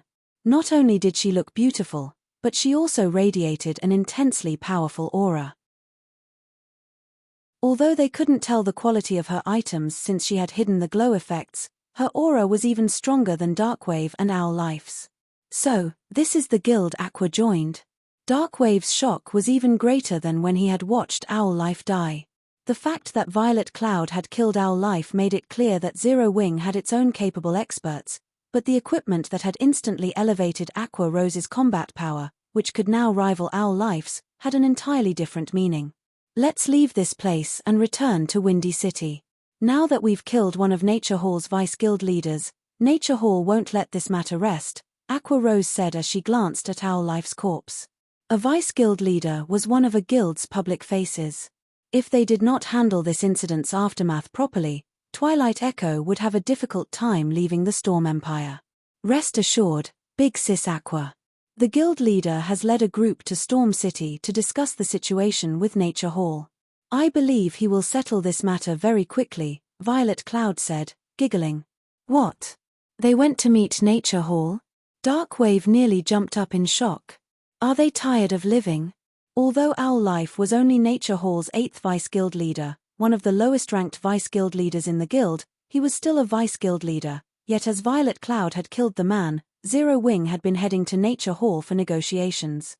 Zero Wing was clearly trying to provoke Nature Hall. Zero Wing would likely have trouble getting out of this unscathed, much less negotiate a better situation for Twilight Echo. Meanwhile, in the Storm Empire's Storm City, Shifeng's party of 6 had arrived before Nature Hall's residence. As the Storm Empire's imperial capital, Storm City's player population even surpassed Black Dragon City's. Storm City had nearly 27 million resident players, and its businesses were particularly prosperous. The city's prosperity was due to the Storm Empire's ores. Plenty of ores and gemstones, which other kingdoms and empires severely lacked, were produced within the empire's borders every day. Because of this production, a large number of foreign players visited the empire to trade and purchase items. Moreover, due to the abundance of ores, the Storm Empire's forging industry was exceedingly well developed. Shops that specialized in selling and crafting weapons and equipment could be found all over the city, and plenty of players wore the advanced forger's insignia. Intermediate forgers were a dime a dozen, as well. Not even White River City could say the same. Moreover, as many as 8 known master forgers also called the Storm Empire home. Among them, 2 were independent players. No other empire could dream of achieving the same at this stage of the game. Purely in terms of weapon and equipment production, Storm City far surpassed White River City. Please notify the guild leader Nature that Starmoon Kingdom's Zero Wing has come to discuss something with him, Shifeng said as he approached the Nature Hall member stationed by the residence's entrance. All right, but I can't guarantee that our guild leader will meet with you, the player replied, disdainfully eyeing Shifeng's party. Normally, a large number of guild representatives visited the residence to meet with Nature Hall's guild leader, including representatives from the Storm Empire's first-rate guilds. Even so, their guild leader usually ignored their requests. As for a guild from a kingdom, even the vice guild leaders would likely refuse the request. The Nature Hall member then left to report the matter to his superior. Meanwhile, a middle-aged man sat behind an office desk, flipping through the documents in his hand, in the guild leader's office within Nature Hall's residence. Several level 64 players stood beside this man, all of which were experts with multiple pieces of epic equipment. Any ordinary expert would feel as if they stood in a cage of bloodthirsty beasts if they stood before this group. Suddenly, a player entered the room, and upon seeing the players beside the middle-aged man, he couldn't help but shudder. However, he suppressed the fear in his heart and announced, "Guild leader, there's a group of representatives from Zero Wing asking to meet with you." "They're a guild from Starmoon Kingdom." "A guild from Starmoon Kingdom?" Nature Manifestation raised his head as he listened to the subordinate's report, curiosity flashing in his eyes. "Can't you see that the guild leader is busy? It's just a guild from a small kingdom. Send them back to their countryside," a robust man shouted. However, as the subordinate began to turn and leave, the ice-cold goddess sitting beside Nature Manifestation received a message. As she read the message, her expression darkened. "Wait," the woman shouted. "Chilene. What's wrong?" the robust man, who carried a gigantic scale shield, asked. "I've just received news that Owl Life has been killed," the woman, Jade Chilene, softly replied. "That brat got done in. Who did it? Was it Dark Wave? That shouldn't be possible." The robust man was astonished. However, after recalling Twilight Echo's experts, he doubted that any of them could kill Owl Life. No. According to the reports, he was slain by an expert from Zero Wing, Jade Chilene said. Chapter 2071 Explanation. Chapter 2071 Explanation. Zero Wing? Isn't that the guild trying to meet with the guild leader? The shield-carrying man frowned at Jade Chilene's reply. He then turned to the reporting ranger, killing intent lacing his words. These people sure have guts. A vice-guild leader was one of a guild's public faces. Guilds typically avoided killing each other's vice-guild leaders or guild leaders unless they wanted to shed all pretense, much less one of Nature Hall's vice-guild leaders. They dare visit us after killing our people. Zero Wing is too arrogant. A gloomy youth sitting on one of the sofas in the office turned to Nature Manifestation and said, "Guild leader, why don't you let my evil spirit legion take care of them?" Tooth, your evil spirit legion is Nature Hall's blade. Using it to teach a guild from a small kingdom a lesson is making a mountain out of a molehill, Jade Chalene said. Moreover, Zero Wing must have realized the severity of its actions and come to make amends. Hearing Jade Chalene's reasoning, the other players in the room nodded in agreement. The Evil Spirit Legion was Nature Hall's trump card, and it was a large part of the reason for Nature Hall's victory over the Nine-Star family. Zero Wing didn't even qualify to face this legion. As Jade Chalene had said, Zero Wing must have realized how detrimental killing one of Nature Hall's vice guild leaders was and was likely here to make amends for the mistake. How could a guild from a small kingdom afford to provoke a superpower like Nature Hall, after all? Enough! Nature Manifestation commanded with a low shout, silencing everyone in the room. He shifted his gaze toward the reporting Level 63 Ranger, saying, "Have someone lead Zero Wing's representatives to the reception room." Understood, the Level 63 Ranger answered and bowed nervously. A short moment later, one of the Nature Hall members guarding the residence's entrance led Shifeng's party to the Guild Hall's reception room, surprising many independent players and the Guild's members. Who are those people? The Guild leader is actually willing to meet with them. Nowadays, Nature Hall's strength grew rapidly. Guilds often visited the residence in hopes of allying with Nature Hall, but not even first-rate guild leaders usually made it inside. And yet, Shifeng and his companions followed a guild member to a reception room. Why wouldn't they be surprised? Everyone immediately began to chat about the identity of Shifeng's party. Some of the spies other major powers had planted within Nature Hall also launched investigations into Shifeng's party.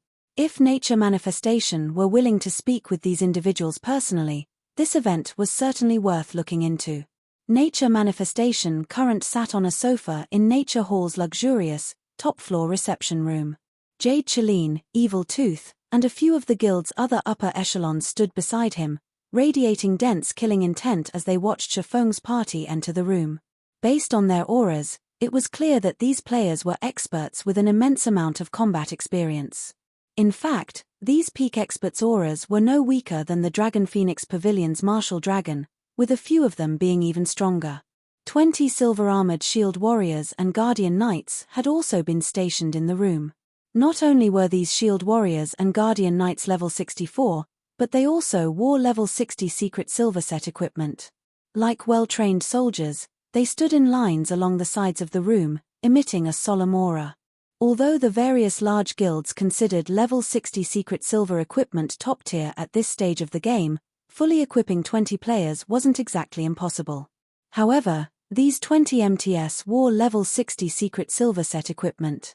Even a first-rate guild would be fortunate to have 2 or 3 complete sets. Furthermore, players had crafted these MT's equipment, which meant that Nature Hall was fully capable of crafting more. Nature Hall's foundations were extraordinary. I've heard that Zero Wing has something to discuss with me. May I know what you wish to discuss? Nature Manifestation watched Shifeng's party enter the room through narrowed eyes. In a deep tone, he continued, "If this is about Vice Guild Leader Owl Life, you may return to your kingdom. I am not interested in listening to your reasoning." As soon as Nature Manifestation was done speaking, the intensity of the 20 silver-armored MT's auras skyrocketed, rapidly decreasing the temperature in the room.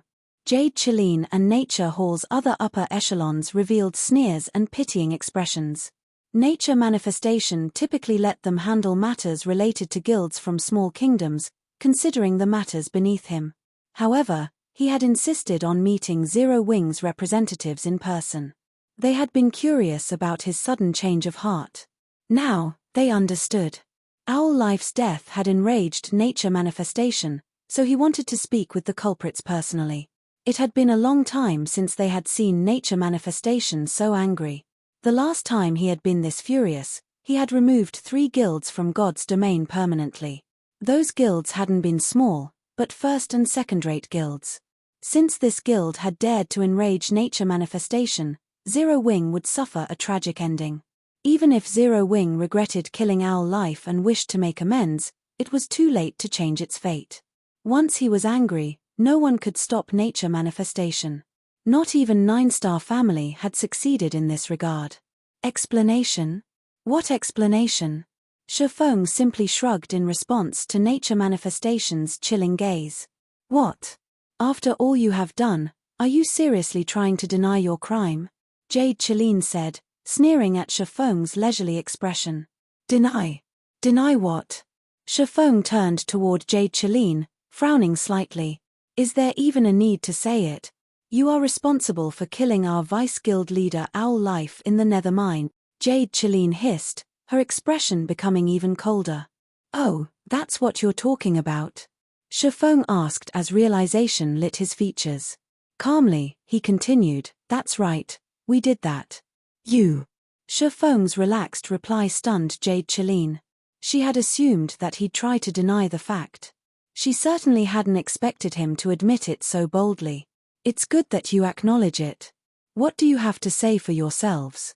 Everyone in the room from Nature Hill, including the 20 MTS, Evil Tooth, and the others who stood beside Jade Chilin, radiated dense killing intent.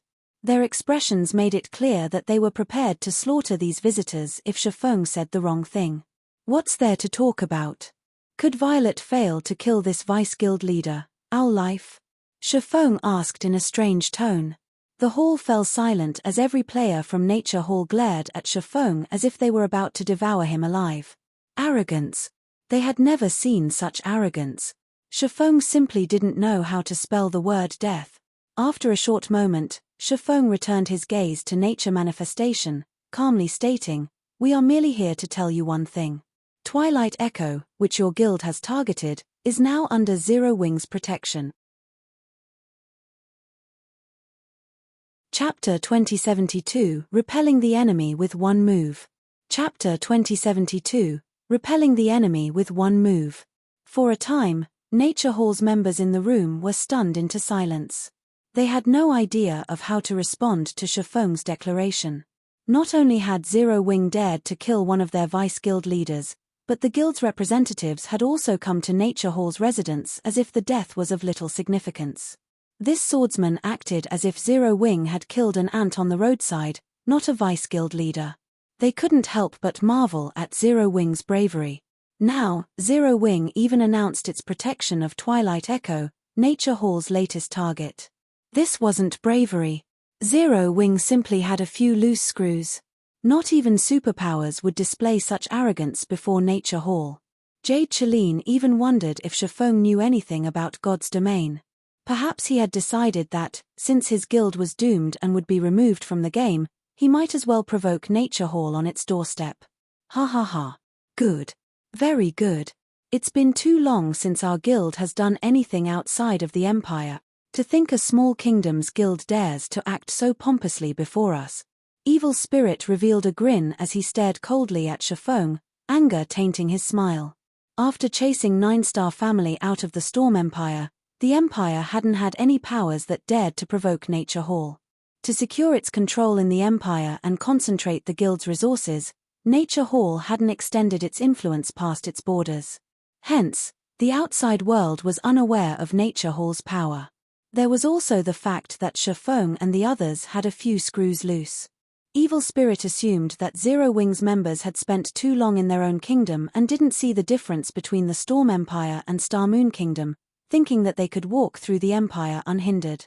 Nature Manifestation's personal security team stared at Zero Wing's members as if they were dead men walking.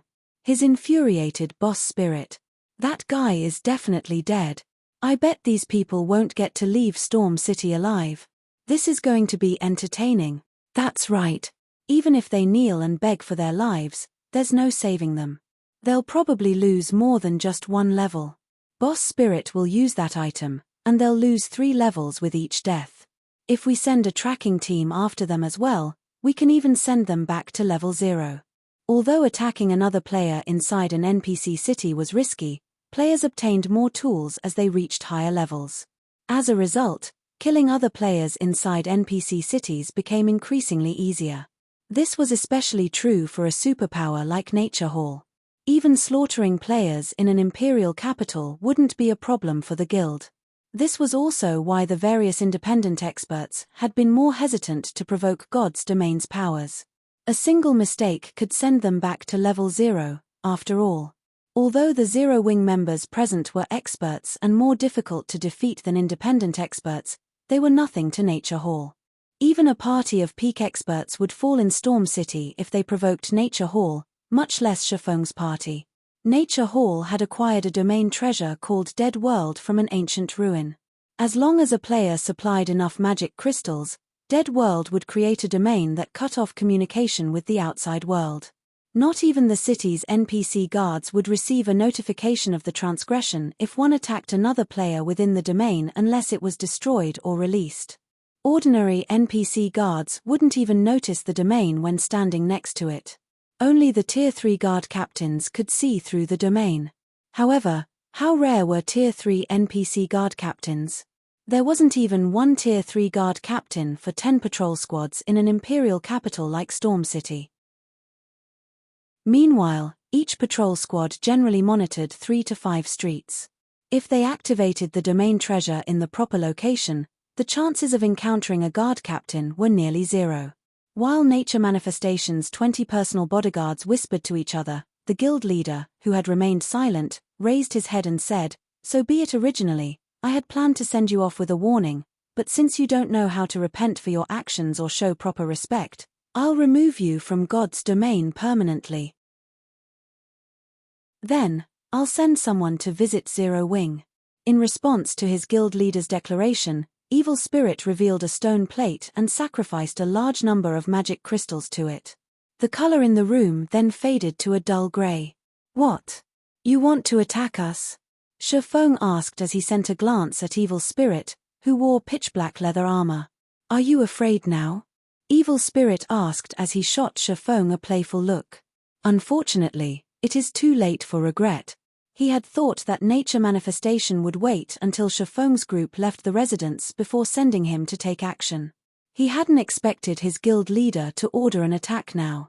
It was clear how truly furious Nature Manifestation was. However, he didn't think the reaction was unreasonable. Zero Wing's representatives were insufferably foolish. Even the King of Hell would laugh at their lunacy and imprison them for a few extra millennia. Afraid? Shifeng shook his head. "You're not strong enough for me to fear." "Crap. This is the first time I've met someone so stubborn.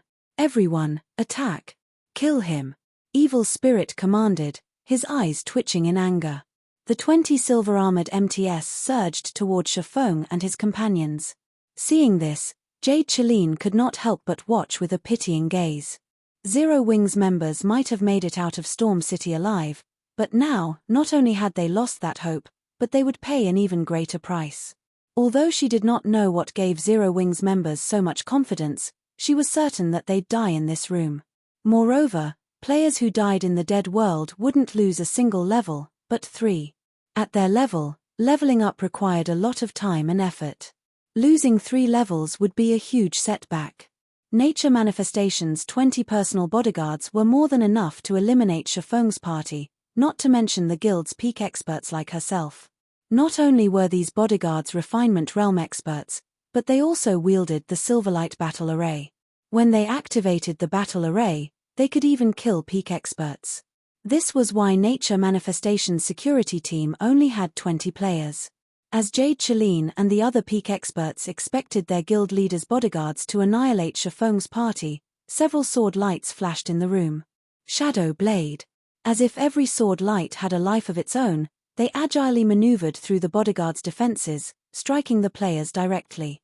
As if some colossal beast had slammed into them, a dozen or so bodyguards flew into the walls behind them, which cracked under the immense force.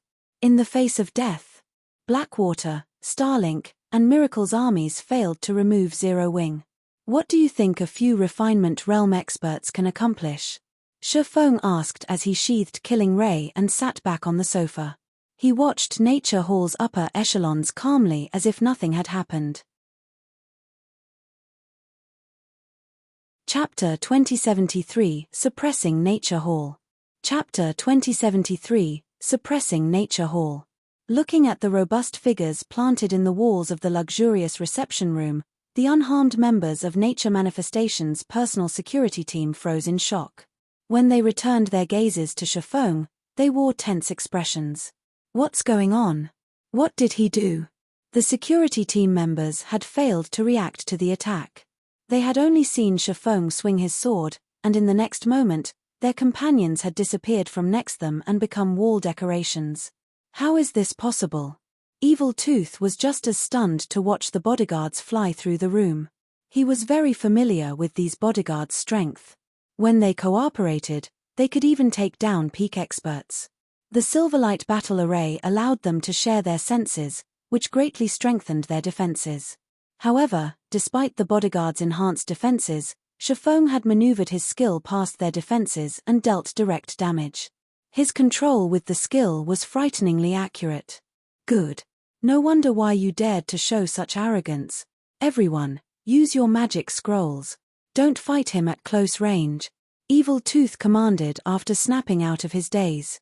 He then turned toward Jade Cheline and whispered, "Cheline, I need your help in a moment.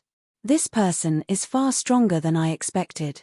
He admitted that even he could replicate Shifeng's performance, but he was an assassin, and the assassin combat method allowed him to slay opponents that were far stronger than him. "You're going to fight as well? Fine, leave it to me." Jade Cheline nodded. Jade Cheline immediately began to chant an incantation. In the meantime, the rest of the bodyguards followed Evil Tooth's command and retrieved Tier 2 magic scrolls from their bags. These magic scrolls were extremely rare, some containing control spells, some holding AoE spells, and others possessing single-target spells. They had originally prepared these magic scrolls to use against enemies when outnumbered, but against such a strong melee opponent like Shifeng, they had no choice but to rely on attacking from afar with these magic scrolls. In the next moment, flaming thorns, spears of light, and chains of sand flew toward Shifeng, launching a wide array of spells like a combined assault from a team of magical class players. With how cramped the reception room was, dodging all of these spells wasn't realistic. Most of the spells were also impossible to block as they were AoE attacks. "Die!" the bodyguards shouted. However, before the multiple spells bombarded Shifeng, he lifted Killing Ray and slashed the empty space before him. Countless arcs of lightning appeared out of thin air, devouring everything in their path. Even the Tier 2 spells vanished the moment they touched the lightning. Lightning Edge. Boom. A massive explosion shook the reception room, its lavish decorations becoming nothing more than remnants. The bodyguards that had attacked Shifeng had vanished from the room. The weapons and equipment pieces on the floor were the only indicator of their prior presence. Over a dozen well-equipped MTS with over 180,000 HP had died, just like that. In contrast, Shifeng hadn't changed. He hadn't even moved from his original position, much less taken damage.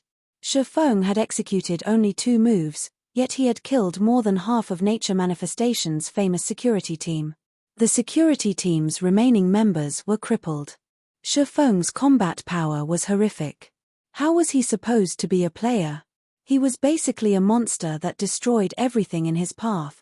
Just as everyone assumed the battle was over, Jade Cheline, who hadn't stopped chanting, finally finished her spells. She slammed the butt of her resplendent staff against the floor and commanded, "Seal." 3 magic arrays appeared around her, each from a different spell, yet they had appeared simultaneously and were of similar design as if they were a single spell. A 3-fold, large-scale spell? Alluring Summer, who stood behind Shifeng, was surprised to see the arrays circling Jade Cheline. Double casting was an extremely difficult technique for most magical class experts, especially when casting Tier 2 spells. Needless to say, triple casting 3 Tier 2 spells was even more difficult. However, there were certain spells in God's domain that could only be used when casting multiple spells. Generally, these were large-scale spells that required multiple players to cast, yet Jade Cheline could cast one that typically needed 3 players by herself. These large-scale spells were far more powerful than individual spells of the same tier. The instant Jade Cheline's spells took effect, 5 golden chains appeared around her, each containing soothsaying power.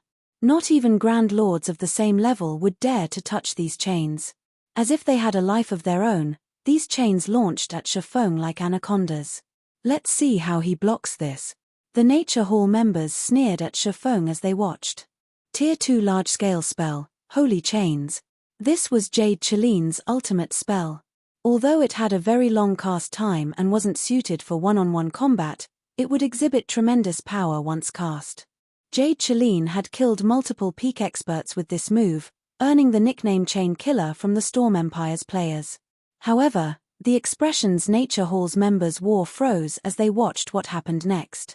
Shifeng blocked the golden chains, which even Grand Lords feared, with his swords, a thunderous roar echoing throughout the room when his blades collided with the magical attack. Despite the 5 chains' exceptional strength, they couldn't reach Shifeng. He deflected every incoming attack. As Shifeng defended himself against the magical chains, Evil Tooth appeared behind him in complete silence. After revealing himself, Evil Tooth thrust a glowing, crimson dagger toward Shifeng's back. Tier 2 Taboo skill, Blood Shadow. This single attack contained even more power than Jade Chaline's 5 chains combined. You've finally made your move. Rather than panicking in the face of this sudden and well-timed attack, Shifeng revealed a smile. Swords Transmigration. Suddenly, the Twilight Blade and Killing Ray transformed into 2 streaks of light and wrapped around the 5 holy chains. As if they were under his control, the 5 chains then flew to intercept Evil Tooth's crimson dagger, the collision throwing sparks that temporarily blinded everyone in the room. When the light faded, Nature Hall's members wore grim expressions. Evil Tooth's HP plummeted as he stared at Shifeng in horror. Although he wanted to say something, he had already lost the last of his HP. With darkening vision, Evil Tooth collapsed to the floor. Silence dominated the reception room. Nature Manifestation's personal bodyguards had worked with 2 of the guild's peak experts against one opponent, yet they were either dead or crippled, aside from Jade Chaline. Like an unshakable mountain, Shifeng still stood where he had stated. The death world shattered the moment Evil Tooth died, and the room returned to its original state. Chapter 2074 Another Monster Silence. Chapter 2074 Another Monster Silence. Shock. Horror. Even though Dead World had been removed and the reception room had returned to its neutral state, Jade Chaline and the other Nature Hall peak experts felt stifled and overwhelmed. Even Nature Manifestation, who had observed the fight in silence, wore a gloomy expression. "Who are you?" Nature Manifestation asked Shifeng. Ordinary peak experts couldn't topple his personal bodyguards or Evil Tooth, the Evil Spirit Legion's commander. While he had considered the possibility of their defeat, he hadn't expected it to happen so easily. He couldn't imagine anyone, aside from Domain Realm monsters, who would be capable of such a feat. But how rare were Domain Realm experts in God's domain? Every Domain Realm expert that had ever existed in the virtual gaming world was accounted for, and they were all responsible for shaking the community to its core. However, based on his information, Shifeng's name wasn't on that list. Black Flame, Shifeng stated calmly. Black Flame? Zero Wings Guild Leader? Shock colored Jade Chaline's face when she heard Shifeng's reply. But how? Black Flame wasn't unknown to Nature Hall. After all, he ranked among the top 10 on the God's Domain expert list. He was a peak expert that had reached the Void Realm, and one of the top peak experts in the game. But at the end of the day, that's all he was, a peak expert. Although they earned the various superpowers' attention, they weren't powerful enough to threaten a superpower's very existence. Every superpower had plenty of peak experts in its ranks. No matter how she looked at it, however, no peak expert should be capable of the combat power Shifeng had displayed. What an excellent scheme. So, you've deliberately hidden your strength all this time? Nature Manifestation asked. Unexpected, he was actually smiling. However, knowing their guild leader's personality, Jade Chaline and her companions knew Nature Manifestation's smile wasn't an indication of his good mood. Rather, it was a result of his anger reaching a tipping point. The various superpowers in God's domain viewed every Domain Realm expert as immensely important. Rather, these experts were impossible to ignore. Domain Realm experts were strategic weapons, and as players reached higher levels, the threat these experts posed to superpowers would grow. Hence, Superpowers took considerable precautions against every domain realm expert they encountered. If Shifeng had revealed himself as a domain realm expert early on, the various superpowers would have paid more attention to Zero Wing. The guild's name would have likely joined the superpowers blacklists, regardless of its developmental state. Some superpowers might have even extinguished Zero Wing immediately to save themselves from future trouble. As for Shifeng recently reaching the domain realm, it wasn't likely. Reaching the domain realm proved that one transcended the limits of humanity. Despite the various super first-rate guilds and super guilds accumulating resources and knowledge over many generations, each superpower had, at most, nurtured only a handful of domain realm experts in each generation. It was easy to imagine how difficult reaching the domain realm truly was. In other words, Shifeng must have hidden his strength from the public deliberately to avoid attracting too much attention. Now that he was satisfied with his personal strength and that of his guild, he wanted to use Nature Hall as a stepping stone to show off his power.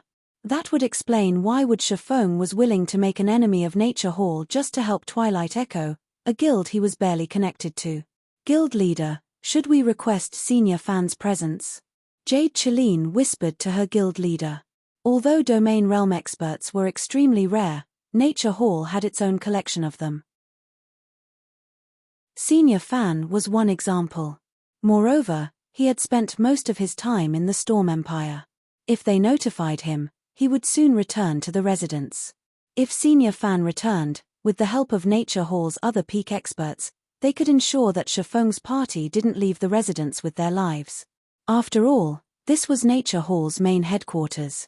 After Jade Chalene posed her question, the three imposing men beside her directed their killing intent toward Shifeng. A mere up-and-coming guild like Zero Wing actually dared to use Nature Hall as a stepping stone. This was unacceptable. Suddenly, the reception room's doors flew open, and a group of 50-plus silver-armored experts charged in and surrounded Shifeng's party. Although they weren't refinement realm experts like Nature Manifestation's personal bodyguards, they could rival such experts with their Silverlight battle array. What? You still insist on fighting? Shifeng asked as he calmly watched Nature Hall's members from his seat, showing no signs of anxiety or concern. He wouldn't have dared to visit Nature Hall's residence before he had reached the domain realm and acquired the Twilight Blade. This was, after all, a superpower's headquarters, and Nature Hall would have plenty of methods to deal with invaders. The guild would also have other domain realm experts nearby. At this stage of the game, Shifeng's fight against Martial Dragon on Thunder Island wasn't a proper indicator of domain realm experts' prowess. During that battle, he had had the advantage in terms of basic attributes and skills, and since Martial Dragon had only been a Tier 1 player, the man's weak physique had prevented him from fully exhibiting his strength. To put it simply, players' physiques at that time had restricted domain realm experts. Shifeng hadn't gotten a clear idea of how strong domain realm experts were in that fight, but once he had reached the same realm, he understood these experts' true power. With a Tier 1 player's physique, domain realm experts would be limited to 50% of their true combat power at most. However, void realm experts would be able to display their full combat power. It was only natural that domain realm experts back then had only seemed slightly more powerful than peak experts. At this stage of the game, however, not only had domain realm experts' physiques greatly improved, but their weapon and equipment standards had also increased. A superpower's domain realm expert likely wore at least 3 or 4 pieces of epic equipment, possibly even a fragmented legendary item. Superpowers had frightening resources and expansive territory. Encountering a superpower that owned 1 or 2 fragmented legendary items at this stage of the game wouldn't be odd. As soon as Shifeng was done speaking, Fire Dance, Cola, Alluring Summer, Shadow Blade, and Yi Wumian, who stood behind him, stepped forward and released their auras. As if a volcano had erupted in the room, an intense energy washed over its occupants, and the expressions that Nature Hall's members wore changed instantly. Fire Dance and her comrades felt like primordial beasts that had just awoken from a long slumber. The pressure they radiated was painfully stifling, particularly Fire Dance's aura. Could she be another domain realm expert? The thought drifted through Jade Chalene and her companions' minds, shuddering at the idea. Zero Wing was merely a small kingdom's guild. It wasn't even a superpower, yet it had 2 domain realm experts. Since when were domain realm experts so common? If Shifeng could hear these peak experts' thoughts, he wouldn't have been surprised. Among the 5 players he had brought with him, only Fire Dance held a fragmented legendary weapon. She also had her own bloodline and 6 epic items. In Zero Wing, Fire Dance's equipment standards were only second to his. Moreover, she was only a step away from the Truth Realm and had already mastered multiple advanced combat techniques. In her current state, she could definitely contend with domain realm experts.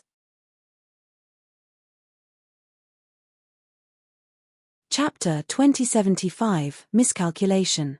Chapter 2075, Miscalculation. Although Jade Chalene and Nature Hall's other peak experts had intended to act, they couldn't help but freeze the moment they felt Fire Dance's oppressive aura. Guild leader, are we still going to fight them? Jade Chalene could not help but ask as she turned to look at Nature Manifestation, her expression hesitant. One domain realm expert was already extremely difficult to defeat. Now that Fire Dance, who felt like another domain realm expert, had joined the fray, she had to take this situation more seriously. Ordinary players might not realize the importance of 1 or 2 domain realm experts in a guild, but as one of Nature Hall's upper echelons, she was very clear of the implications. This was no longer a matter of Shifeng or Fire Dance's personal strength, but of Zero Wing's foundations. Instead, it was a matter of Zero Wing's guild foundations. If Zero Wing had only possessed a single domain realm expert, it could have been explained away as luck. It would prove nothing regarding Zero Wing's foundation. However, the fact that Zero Wing had at least 2 domain realm experts couldn't be shrugged off in the same way. Domain realm experts weren't as common as cabbages. If Zero Wing truly had 2 domain realm experts, the guild wasn't as simple as everyone assumed. Chalene, you're overthinking this. Her aura doesn't prove that she's a domain realm monster. She could simply have absurdly high basic attributes.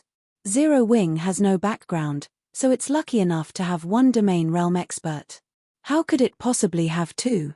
And such a young one at that? A solemn man with a scar across his face spoke up. Listening to the man's reasoning, Nature Hall's members relaxed, releasing more than half of their anxiety. No one doubted this man's words. He was Deep Thunder, Nature Hall's first vice-guild leader and one of the guild's main support pillars. He was also one of the top 10 experts on the Gods Domain's secret experts list.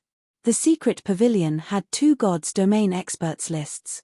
One recorded the top 1,000 experts with the most attention-grabbing battle records. The second was a secret list, which only superpowers could purchase. The secret experts list only contained 100 names. However, these players weren't ranked by their battle records, but based on the combat standards they had revealed. One had to be a Void Realm expert before the secret pavilion would even consider them for the list. Any peak expert that could rank on the secret experts list was, at most, a step away from the domain realm. Those that ranked among the top 10 were practically pounding against the edge of this realm. They only needed a slight push to reach the domain realm. Deep Thunder was one of these experts. Although none of Nature Hall's experts in the room had reached the domain realm yet, Deep Thunder was undoubtedly the most knowledgeable about it. Since Deep Thunder was certain that Fire Dance was not a domain realm expert, there was a 90% chance that he was correct. Thunder is right. Everyone needs to calm down. Although I don't know how this little girl from Zero Wing has such frightening basic attributes, Zero Wing is 100 years too early if it thinks it can stroll into Nature Hall's residence with such an attitude. Nature Manifestation commented, backing up Deep Thunder. He flashed Shifeng a piercing glare before commanding, summon Senior Fan and the Evil Spirit Legion members immediately. Lock down the residence. I want to see how capable these Zero Wing representatives truly are. Although Shifeng had displayed astonishing combat power, Nature Hall wasn't a pushover. Nature Hall had gone to great lengths to recruit Senior Fan and convince him to protect the guild. The Elder had been a domain realm monster for decades, and his combat standards were far above Shifeng's, who, at most, had only entered the domain realm within the past few years. Senior Fan also wore the best equipment available in the game, and the Evil Spirit Legion was one of Nature Hall's trump cards. Although the Evil Spirit Legion only had 100 members, every member was a refinement realm expert or better. Even the weakest among them had mastered 3 combat techniques, and including the Silverlight battle array, they could even defeat domain realm experts. The Evil Spirit Legion was also why Nature Hall even dared to provoke super first-rate guilds. However, the moment Nature Manifestation issued the order, Fire Dance's group moved, charging straight toward the guild leader. Taking the lead, Kola and Yi Wumian dashed forward like 2 Tyrannosaurus rexes. When the reinforcing security team members collided with the 2 MTS, they flew backward as if they had been hit by a truck, their tight defensive formation shattering instantly. Alluring Summer and Shadow Sword followed the 2 MTS closely. Alluring Summer sent at least 1 player flying with each spell she cast, while Shadow Sword forced multiple players to stumble back with each slash. These 2 easily repelled any security team members that approached from the sides. Rather than a battle, this looked like adults toying with children. Taking advantage of the chaos, Fire Dance blew past the security team's blockade and arrived before Nature Manifestation. "Don't think you can get through me that easily," Deep Thunder bellowed, swinging his gigantic, 2-handed battle axe with a solemn expression, leaving no room for Fire Dance to dodge. Tier 2 skill, Earth Bombardment. Peng. Not only was Earth Bombardment an AoE attack that amplified his strength, but it could also significantly reduce players' movement speed when he struck. This was the trademark tier skill of the Magic Warrior Hidden class. The move could only be blocked, not dodged. In addition, the Magic Warrior class was a specialized advanced class for berserkers, using magic to strengthen the user's body. However, Deep Thunder's expression froze when his attack landed. Fire Dance's flimsy short sword had actually stopped his humongous axe's descent. Not only had Fire Dance remained stable, but she also retained every point of her HP. Before Deep Thunder could swing his battle axe again, Fire Dance's 1,000 transformations slithered toward the berserker's neck with an utterly unpredictable attack trajectory. Advanced combat technique, Illusory Snake. Scram! Deep Thunder shouted as he activated Whirlwind Slash to defend himself. Boom! When short sword and battle axe collided, a sharp clang echoed throughout the room. A moment later, Deep Thunder, who prided himself on his strength, stumbled 3 steps back, staring at Fire Dance with an incredulous look. While he had recognized Fire Dance's amazing basic attributes, he hadn't expected them to be so high. How does she have so much strength? Deep Thunder wasn't the only one the situation surprised. Jade Chalene, who cast spells from the side, glanced over in horror when she noticed Deep Thunder stumble. In God's domain, there was a major difference between one-handed weapons' strength and that of two-handed weapons. This was why most berserker players chose two-handed weapons. Two-handed weapons could make full use of berserker's high strength.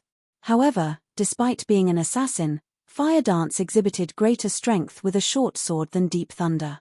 This unraveled everything Jade Chalene thought she knew about God's domain. Moreover, Deep Thunder wore 3 pieces of epic equipment, wielded an epic weapon, and the rest of his equipment was comprised of level 60 dark gold items. She couldn't imagine how an assassin could block one of his attacks with a one-handed sword. After sending Deep Thunder backward, Fire Dance abruptly vanished. Void steps. By the time anyone could react, Fire Dance had reappeared before Nature Manifestation, holding her 1,000 transformations against the guild leader's throat. As a cursemancer, Fire Dance held Nature Manifestation's life in her hands. Seeing this, Nature Hall's members paused with gloomy expressions. When Nature Manifestation looked up at Fire Dance, his countenance was ashen. Fire Dance's group had only moved 5 seconds ago, yet they had already gotten past more than 50 refinement realm and better experts, threatening his life. Not even a domain realm expert could perform such a feat.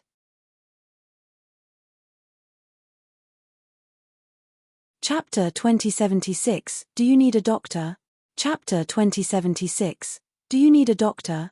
When Fire Dance took Nature Manifestation captive, Nature Hall's members stayed their hands as they hatefully glared at the female assassin. At the same time, though, a hint of fear could be seen in their eyes. What should we do now, Vice Guild Leader? Jade Chalene asked Deep Thunder quietly, frowning as she watched Fire Dance play with her short sword from behind Nature Manifestation. She didn't have enough authority in this situation to make a decision. Nature Manifestation was the guild's symbol. If they let him die, it would humiliate their guild. However, Fire Dance currently had control over Nature Manifestation's life and death. Even though peak experts like Jade Chalene could cross the 6-yard distance in less than half a second would be more than enough time to kill their guild leader for someone with Fire Dance's strength and speed. Deep Thunder said nothing in response to Jade Chalene's question. He didn't know what to do, either. Zero Wing was far more terrifying than he had imagined. If Fire Dance were truly a domain realm expert, this situation, at most, would have surprised him, but the problem lay in the fact that she wasn't one, which horrified him. After their brief clash, he was certain that the female assassin had only reached the refinement realm, although she wasn't your typical refinement realm expert.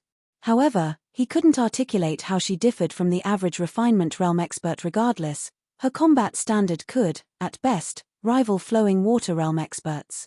She was almost nothing compared to an expert like him, who was only a small step away from reaching the domain realm. Yet, despite her inferior combat standards, Fire Dance could suppress him in a confrontation. Moreover, she had done so effortlessly. She had even taken Nature Manifestation captive in an instant. Although the guild leader was only an ordinary peak expert, this outcome was shocking. Not even the refinement realm experts understood this, much less the ordinary experts. Peak experts were known as such because they stood at the peak of God's domain. Even domain realm experts would struggle to threaten a peak expert's life, yet Fire Dance had done so effortlessly. He couldn't imagine what weapons and equipment would be necessary to allow an expert, who had reached the flowing water realm at best, to command even greater combat power than domain realm monsters. However, that wasn't the worst of it. Zero Wing's other representatives were obviously only refinement realm experts, but they had displayed combat power that could easily rival peak experts. Not even super first-rate guilds were likely capable of nurturing such high-quality refinement realm experts. After silence reigned over the room for a short moment, Nature Manifestation discarded his shock and turned to glare at Shifeng. Do you think that I'll simply allow Nature Hall to let Zero Wing off the hook just because you've captured me? Nature Manifestation asked, sneering. Don't be foolish. It is just one level and one piece of equipment. I can afford the loss. If you go through with this, however, Zero Wing won't have the power to endure Nature Hall's wrath. The strength Shifeng's party had displayed had surprised him, but at the end of the day, an individual's strength was nothing compared to a guild's.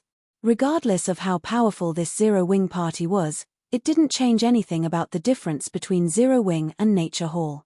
That's right, you should think this through carefully, Guild Leader Black Flame. If you do this, there will be no saving the relationship between our guilds, Jade Chalene said in an attempt to persuade Shifeng. I believe you are aware of Nature Hall's strategy. In the end, only Zero Wing will suffer. As Jade Chalene finished speaking, Nature Hall's members calmed their fears and revealed confident smiles. They had been stunned after witnessing the combat power Shifeng's party commanded, but after giving the matter some thought, they realized that Shifeng's party would only sign their death warrants if they killed Nature Manifestation. Zero Wing was merely a kingdom's guild. Regardless of its battle records, it was still far weaker than Nature Hall. Zero Wing could not afford to endure Nature Hall's wrath at all. As a guild leader, Shifeng must have realized this. Unless Shifeng insisted on dragging Zero Wing down with him, he wouldn't let Fire Dance kill the other guild leader. Even Storm City's independent players wouldn't believe that Shifeng would do such a thing, let alone these guild upper echelons. As the smiles Nature Hall's members wore spread with delight, Shifeng, who watched from his seat, returned the grins and said, "What you say is true. There is a big difference between Zero Wing and Nature Hall, but what if Nature Hall lost Storm City?" Lost Storm City? Is this fellow dreaming? What a joke. How could our guild possibly lose Storm City? Nature Hall's members began to laugh, thinking Shifeng had gone mad. Storm City was Nature Hall's main headquarters. Not even a superpower could dethrone the guild in its own city, much less Zero Wing. You're referring to the auction arena battle, right? Nature Manifestation laughed. While I understand your thinking, That is a battle of experts and resources. Zero Wing's experts might be impressive, but do you really think Zero Wing can outmatch Nature Hall's resources? Superpowers like Nature Hall had long since investigated the auction arena's rules.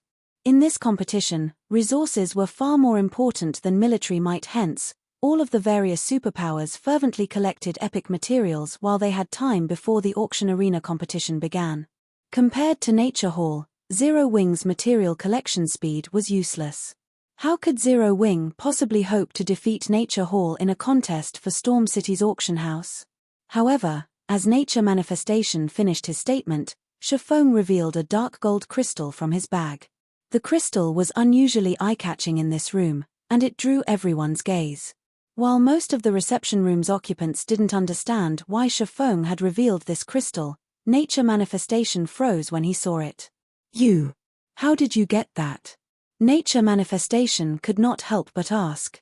Nature Manifestation's sudden change of expression even confused Fire Dance and her companions, let alone Nature Hall's members. No one knew why the Nature Hall's almighty guild leader would seem scared of a single crystal. Do you really need to ask? Shifeng said, revealing a faint smile. I am the player responsible for activating Thunder Axe City, of course. Is it so strange that I have this crystal? The item in his hand was none other than the Thunder Axe crystal, which was capable of teleporting a large number of players to Thunder Axe City. It also normally cost 5,000 Thunder Axe City contribution points. You activated Thunder Axe City? That is impossible. How could you be responsible? Nature Manifestation stared at Shifeng with an incredulous look. Thunder Axe City was a super large-scale neutral city, and after its activation, it had quickly become a hub for many superpowers, including Nature Hall. Countless first- and second-rate guilds visited the city, as well. The neutral city was so popular due to its abundant resources, especially incredibly rare epic materials. Thunder Axe City was practically a treasure trove. However, traveling to and developing in Thunder Axe City was quite difficult. Due to its terrain and environment, not even expert players could remain in the city for long. Even with its sturdy foundations, Nature Hall could only afford to send 300 experts to develop in the city long-term. However, not only did Shifeng possess the Thunder Axe crystal, which one could purchase from the Thunder Axe Temple and provided convenient transport to the city, but he was also responsible for Thunder Axe City's activation. However, when Nature Manifestation recalled the group of giant players Zero Wing possessed and the Thunder Axe crystal in Shifeng's hand, which no player should be able to obtain at this stage of the game, he knew that Shifeng's claim was likely true. Guild Leader Nature, what's wrong? You don't look too good. Should I call a doctor? Shifeng asked, chuckling at Nature Manifestation's deathly pale expression. Chapter 2077 Nature Hall Submits. Chapter 2077 Nature Hall Submits. As Shifeng's calm voice continuously echoed throughout the room, Nature Manifestation's expression twisted into something ugly. Traces of fear flashed in his eyes, stupefying Nature Hall's members. Nature Manifestation stood at the very top of the Storm Empire. A single word from him could decide the life or death of the Empire's various guilds. He was also a bona fide peak expert. He could lead Nature Hall to become an overlord in God's domain in the future. Yet, now, Nature Hall's members weren't the only ones surprised. The guild leader's reaction confused Fire Dance and her companions. Nature Manifestation had reacted calmly even when Fire Dance had taken him captive, yet now, he seemed more afraid of Shifeng's few sentences. Why wouldn't they be surprised? What do you want? Nature Manifestation asked as he watched Shifeng, afraid. If he had only seen Shifeng as a domain realm expert before, he viewed the man as a monster, capable of shaking Nature Hall's very foundations. After learning that this swordsman had pioneered Thunder Axe City and acquired the Thunder Axe crystal. Most people were still unaware of Thunder Axe City. Even in Nature Hall, only the guild's upper echelons and the experts that had visited the city knew about its splendor. According to their understanding, Thunder Axe City should have activated more than 2 weeks ago. The various superpowers, however, had only discovered the city 9 days ago. When Nature Manifestation thought about how Shafong could send a large number of players to the city with the Thunder Axe crystal and the man's status as Thunder Axe City's pioneer, he couldn't help but shudder. Epic materials were even more important than expert players in the auction arena's battles. Zero Wing's members had already proven their combat power. If the guild also had a wealth of epic materials, Zero Wing could pose a significant threat to Nature Hall in the upcoming auction arena contest. Meanwhile, Deep Thunder, Jade Cheline, and Nature Hall's other upper echelons stated at Shafong in fear. They had counted themselves fortunate to send 300 experts to Thunder Axe City, but Shafong was actually responsible for activating the neutral city. Nature Hall is so powerful. How could Zero Wing ever hope to compare? Shafong laughed. He then said, "We are only here to help Twilight Echo learn whether or not it can withdraw from the Storm Empire in safety. You shouldn't overthink the situation, Guild Leader Nature." Fine. Out of respect for Zero Wing, our issue with Twilight Echo stops here. As long as Twilight Echo leaves the Storm Empire, Nature Hall will let it leave, Nature Manifestation answered through gritted teeth. Even Nature Hall would struggle to take out experts like Fire Dance, Cola, and the others. If Zero Wing dispatched a large number of experts and relied on the epic materials it gained from Thunder Axe City, he wasn't confident that Nature Hall could hold Storm City. After all, Thunder Axe City had a frightening supply of epic resources available. If Zero Wing took control of Storm City's auction house, Nature Hall's development would be severely affected. Even if Zero Wing failed, it could still force Nature Hall to dispatch more forces than planned, which would, in turn, ruin the guild's plans to claim other cities' auction houses. As Nature Hall's guild leader, Nature Manifestation couldn't sacrifice the guild's larger plans just to punish Twilight Echo. Moreover, he suspected that Zero Wing had far more trump cards than what it had revealed in this reception room. Of course, this was only his conjecture. The fact that Shafong had pioneered Thunder Axe City was already frightening. Nature Manifestation couldn't think of what could be even more impressive than that. When Nature Hall's reinforcements heard their guild leader's decision, their jaws dropped. They couldn't believe what they had just heard. Just who is this Black Flame? Nature Hall's members grew more curious about Shafong. This man had actually forced their guild leader to compromise with just a few words. No one would believe this if they told them.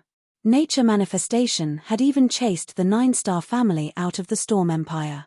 How could he possibly submit to a guild from a small kingdom? Guild Leader Nature is quite open-minded. "If there are no other problems, we'll be taking our leave," Shafong said with a smile. Standing, he turned and left the tattered reception room alongside Fire Dance and the others. Shafong had never intended to steal Storm City's auction house. He had simply wanted to scare Nature Manifestation. There were currently tons of problems in White River City that required his attention. With Zero Wing's resources and experts, the guild could, at most, contest for one city's auction house. Only, Nature Manifestation did not know this. Although Thunder Axe City had an abundance of epic materials, the neutral city had only activated around 2 weeks ago. There were far too few players in the city for it to exhibit its true potential.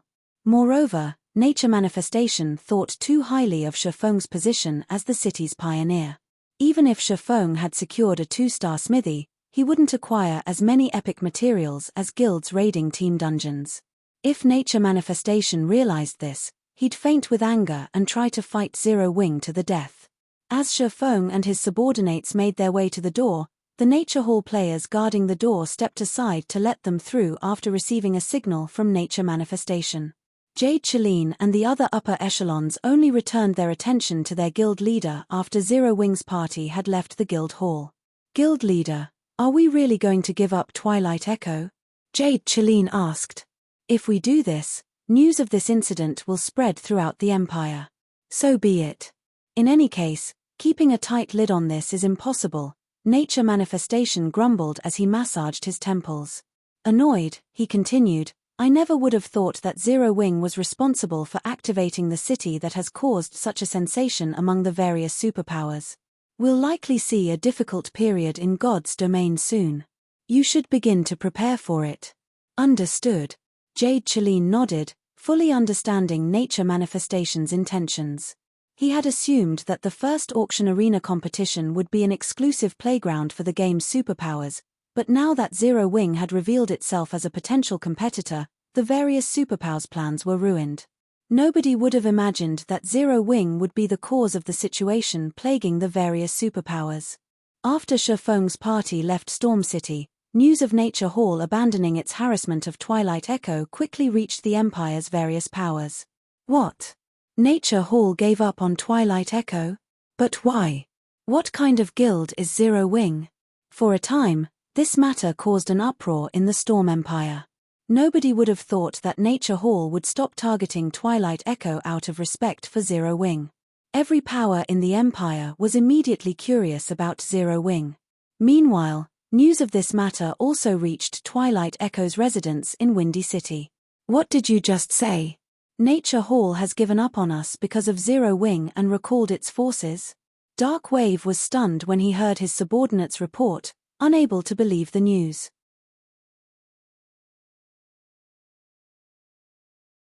Chapter 2078, Twilight Echo Shaken. Chapter 2078, Twilight Echo Shaken. When Twilight Echo received the news of Nature Hall's withdrawal, silence reigned of the guild leader's office. The dozen or so guild upper echelons in the room didn't know how to react to this development. Nature Hall gave up. But why? What did Zero Wing's members do?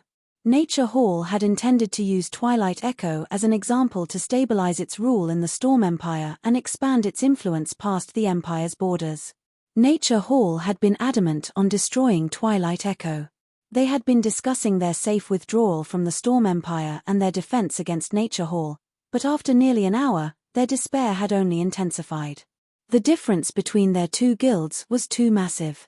At this point, Nature Hall only needed a fraction of its strength to remove Twilight Echo from God's domain. Even with Zero Wing's help, they didn't think that they could withstand Nature Hall. Zero Wing was, after all, only on par with a first-rate guild. Yet, Nature Hall had unexpectedly withdrawn its assault. They couldn't help but wonder how Zero Wing had accomplished the feat. A powerful background? A transaction? They considered many possibilities, but none seemed reliable or possible. However, it was an inescapable fact that Zero Wing had convinced Nature Hall to leave Twilight Echo in peace. Dark Wave turned to Aqua Rose, a myriad of emotions overwhelming his heart. When Violet Cloud had informed Owl Life that Zero Wing intended to protect Twilight Echo, Dark Wave had assumed it had been Zero Wing's way of taking a stand against Nature Hall. He hadn't actually believed that her guild could protect his. Looking at it now, however, it seemed that Violet Cloud had meant what she had said. This was the Storm Empire's overlord they were talking about. Although he did not know how Zero Wing had stopped Nature Hall, its success in doing so proved the guild's strength. When Aqua Rose had left Twilight Echo to join an insignificant, upstart guild from some backwater kingdom, many of the guild's members had mocked her for her foolishness. They had all thought that she was stupid. If she hadn't been so stubborn, she would have kept her position as an honorary elder and had access to plenty of opportunities to display her talent. Twilight Echo had been a veteran first-rate guild for decades, not a force a small guild without a background could compare to. Who would have thought that the small, insignificant guild Aqua Rose had joined would grow to become so powerful?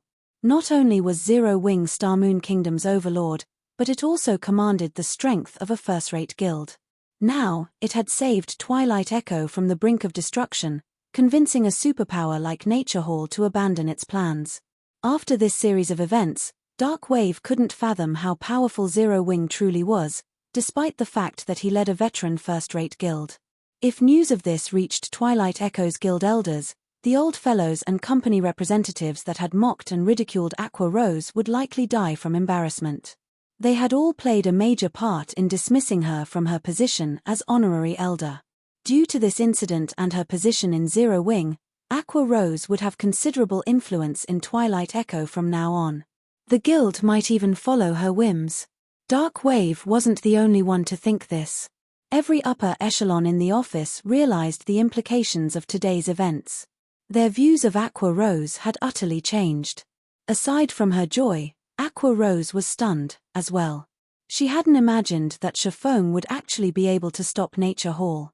Shortly after, Violet Cloud relayed Shifeng's latest message to Twilight Echo's upper echelons, informing them that as long as the guild left the Storm Empire, Nature Hall wouldn't take further action against it.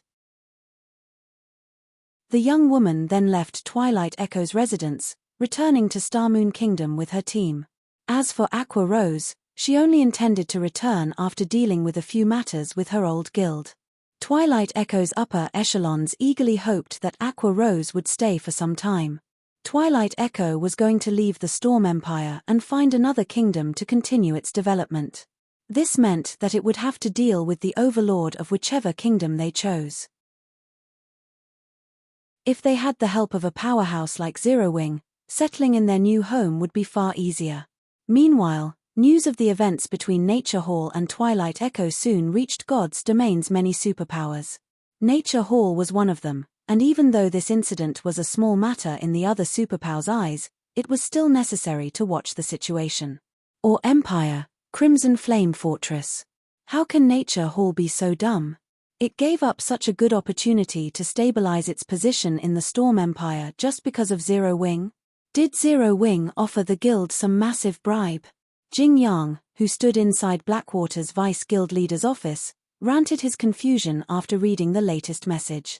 Nature Hall had been developing rapidly lately, and it easily ranked among the top 10 fastest developing superpowers in God's Domain. Many veteran super first-rate guilds were even starting to feel threatened. Yet, out of respect for Zero Wing, the guild had abandoned its plans. It was truly surprising. Not bad. It seems Zero Wing is quite capable, after all.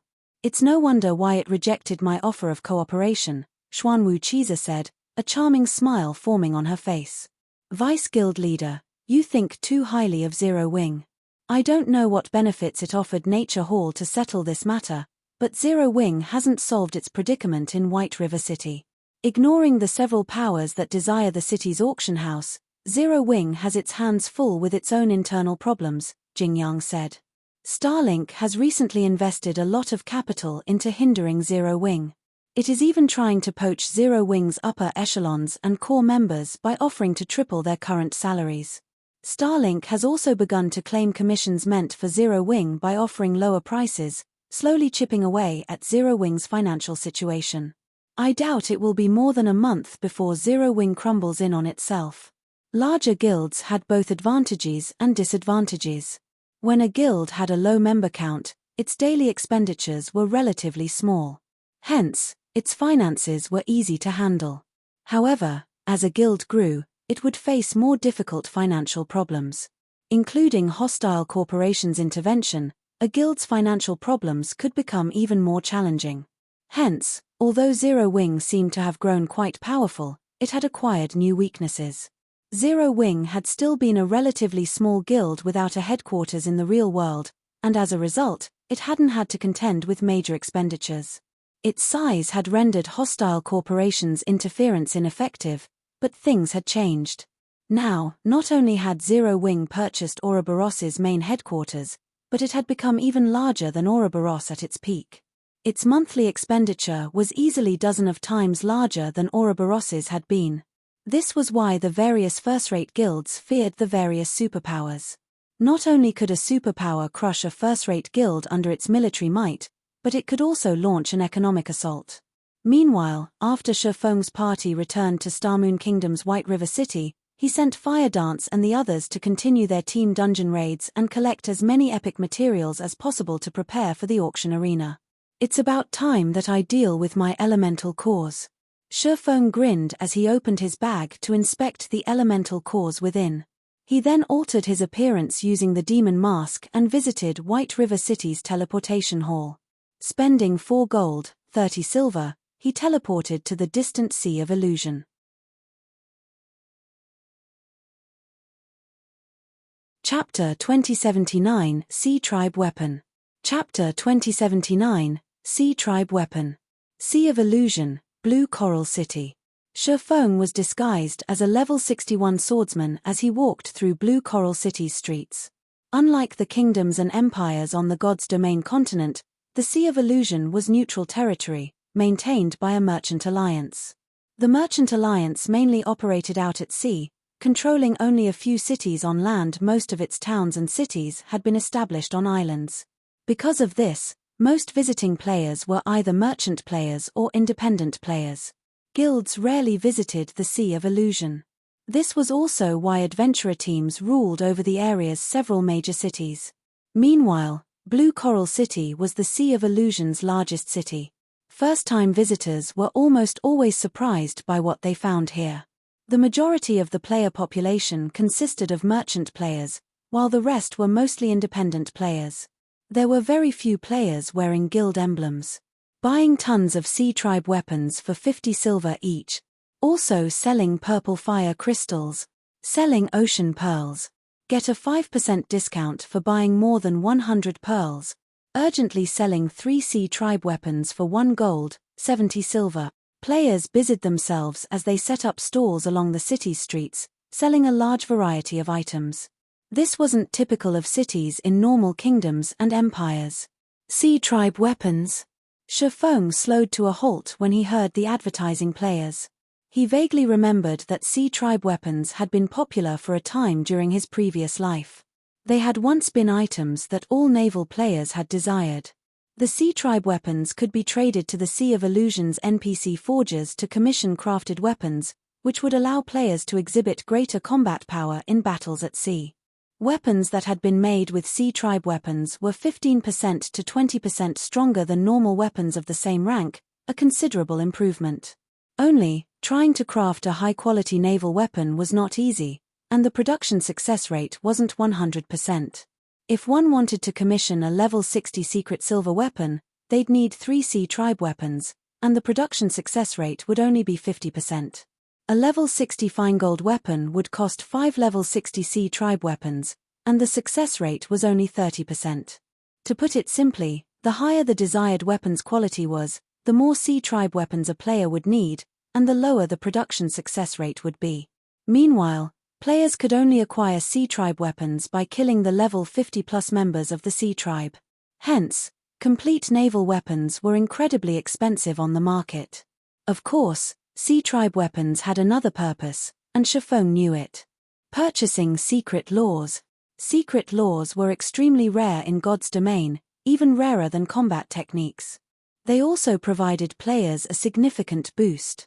Secret laws were a type of berserk skill, but unlike normal berserk skills, which were prohibited in certain areas, secret laws could be used anywhere like combat techniques. They could even be used when silenced. However, secret laws were a huge burden on the user's stamina and concentration.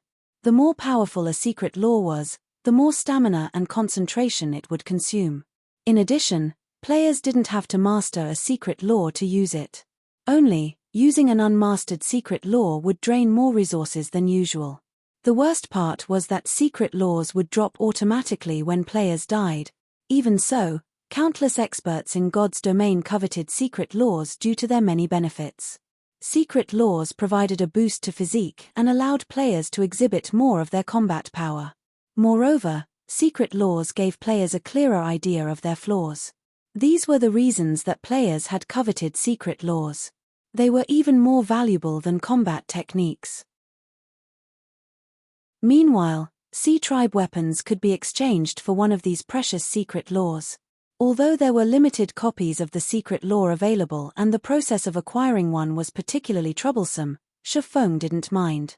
He might have had some trouble purchasing a few copies if he had tried before visiting the ancient god's maze, but he shouldn't have any issues now. One needed to fulfill 2 conditions to purchase copies of the secret law. First, they'd need to locate the NPC that sold them, then, they'd need to obtain the required items for payment. The NPC only accepted a combination of sea tribe weapons and elemental cores. Other than Shifeng, it wasn't likely that any of God's domain's players knew about this NPC, and of course, collecting sea tribe weapons and elemental cores wasn't a problem for Shifeng. Following which, Shifeng spent 10 silver to set up a stall in Blue Coral City's business district. Buying sea tribe weapons for 60 silver each, only buying a certain amount. First come, first served. Shifeng shouted, immediately attracting the attention of the players on the street. Normally, players only purchased Sea Tribe weapons for 50 silver each. Even players that set up stalls to sell the weapons asked for less than 60 silver. With someone willing to spend so much on each Sea Tribe weapon, players were bound to notice. A short moment later, a large group of players crowded around Shifeng to sell their Sea Tribe weapons, rapidly depleting Shifeng's funds. In less than an hour, Shifeng had spent more than 2,000 gold, purchasing 4,352 Sea Tribe weapons. He had basically purchased every Sea Tribe weapon in Blue Coral City. Once customers stopped visiting his stall, he packed up and headed for a hotel to alter his appearance once more. When Shifeng left the hotel, he discovered several players hiding around a street corner, staring intently at the hotel's entrance. It was obvious that these players wanted to learn why he had bought so many Sea Tribe weapons. Unperturbed, Shifeng found a deserted location and used the 7 Luminaries ring to teleport out of Blue Coral City. After using space movement and spatial gate 4 times in a row, Shifeng arrived on a volcanic island that housed monsters ranging from level 80 and level 100. These monsters were far from ordinary, with the weakest among them a chieftain that had the combat power to rival players who reached the trial tower's 3rd floor. Even ordinary Tier 2 experts of the same level would have a difficult time fighting these chieftains one-on-one. Meanwhile, the NPC that possessed the secret lore copies was located in a hidden room within the volcano. Players had only learned of this NPC in the past thanks to a few players who had visited the island for a rare quest. They had accidentally stumbled across the secret room, finding this rare NPC. Very quickly, with the help of Gale Domain, Shifeng reached a cave inside the volcano. After killing several hundred level 83+ Lord-ranked lava monsters, he finally found a hidden room. Although the cave's monsters were all lords, they had dropped almost no loot. They hadn't dropped anything beyond some ordinary materials, not even a single piece of common equipment. Although the monsters' loot was terrible, the EXP they granted was astounding. After killing several hundred monsters, Shifeng had finally risen from level 70 to 71. As he opened the door to the hidden room, Shifeng was greeted by the sight of a dark, empty room. It only contained a stone platform. Shifeng grew a little excited as he approached the platform, spending 100 magic crystals to light the candle upon it without hesitation. By the time the public had discovered this place in the past, the players that had pioneered the island had cleaned out the NPC's stock of secret lore copies. Although the stock would replenish from time to time, the various superpowers had already laid claim and monopolized the NPC. Small guilds like Shadow had only been able to watch and drool from the sidelines. As the candlewick ignited, a storm abruptly enveloped the room. The translucent figure of a man began to materialize before Shifeng. After an inspection, one would discover that this man was a level 80, Tier 2 professional mage named Horus. However, when Shifeng inspected the man with omniscient eyes, he discovered that the NPC was actually a level 180, Tier 5 divine mage. If players gave in to their greed and tried to rob this NPC, only death would await them, a particularly cruel death. "Young adventurer, are you the one who has awakened me?" Horus asked as he watched Shifeng with eyes swallowed by dark blue flames, his gaze chilling. "Yes, Lord Horus." Shifeng nodded respectfully. As a deceased entity, Horus abhorred the living. If Shifeng disrespected him, he'd get nothing from this NPC. "Very good. When I was alive, the king of the Sea Tribe hunted me down and killed me. Now, I want revenge on the Sea Tribe. However, I cannot leave this place, so I want you to be my instrument of vengeance, slaying the Sea Tribe's members. As proof of your achievement, you may bring me the Sea Tribe's unique weapons. Once you complete this task, I will reward you handsomely," Horus said. Although the NPC's tone was calm, the rage in his eyes was apparent. "System, you have accepted the epic quest, The Wrath of the Dead. Quest content: kill Sea Tribe members and obtain 3,000 Sea Tribe weapons. Rewards unknown." You're tuning in to the Celestial War YouTube channel. Don't forget to subscribe and join us on this journey to catch the most captivating stories,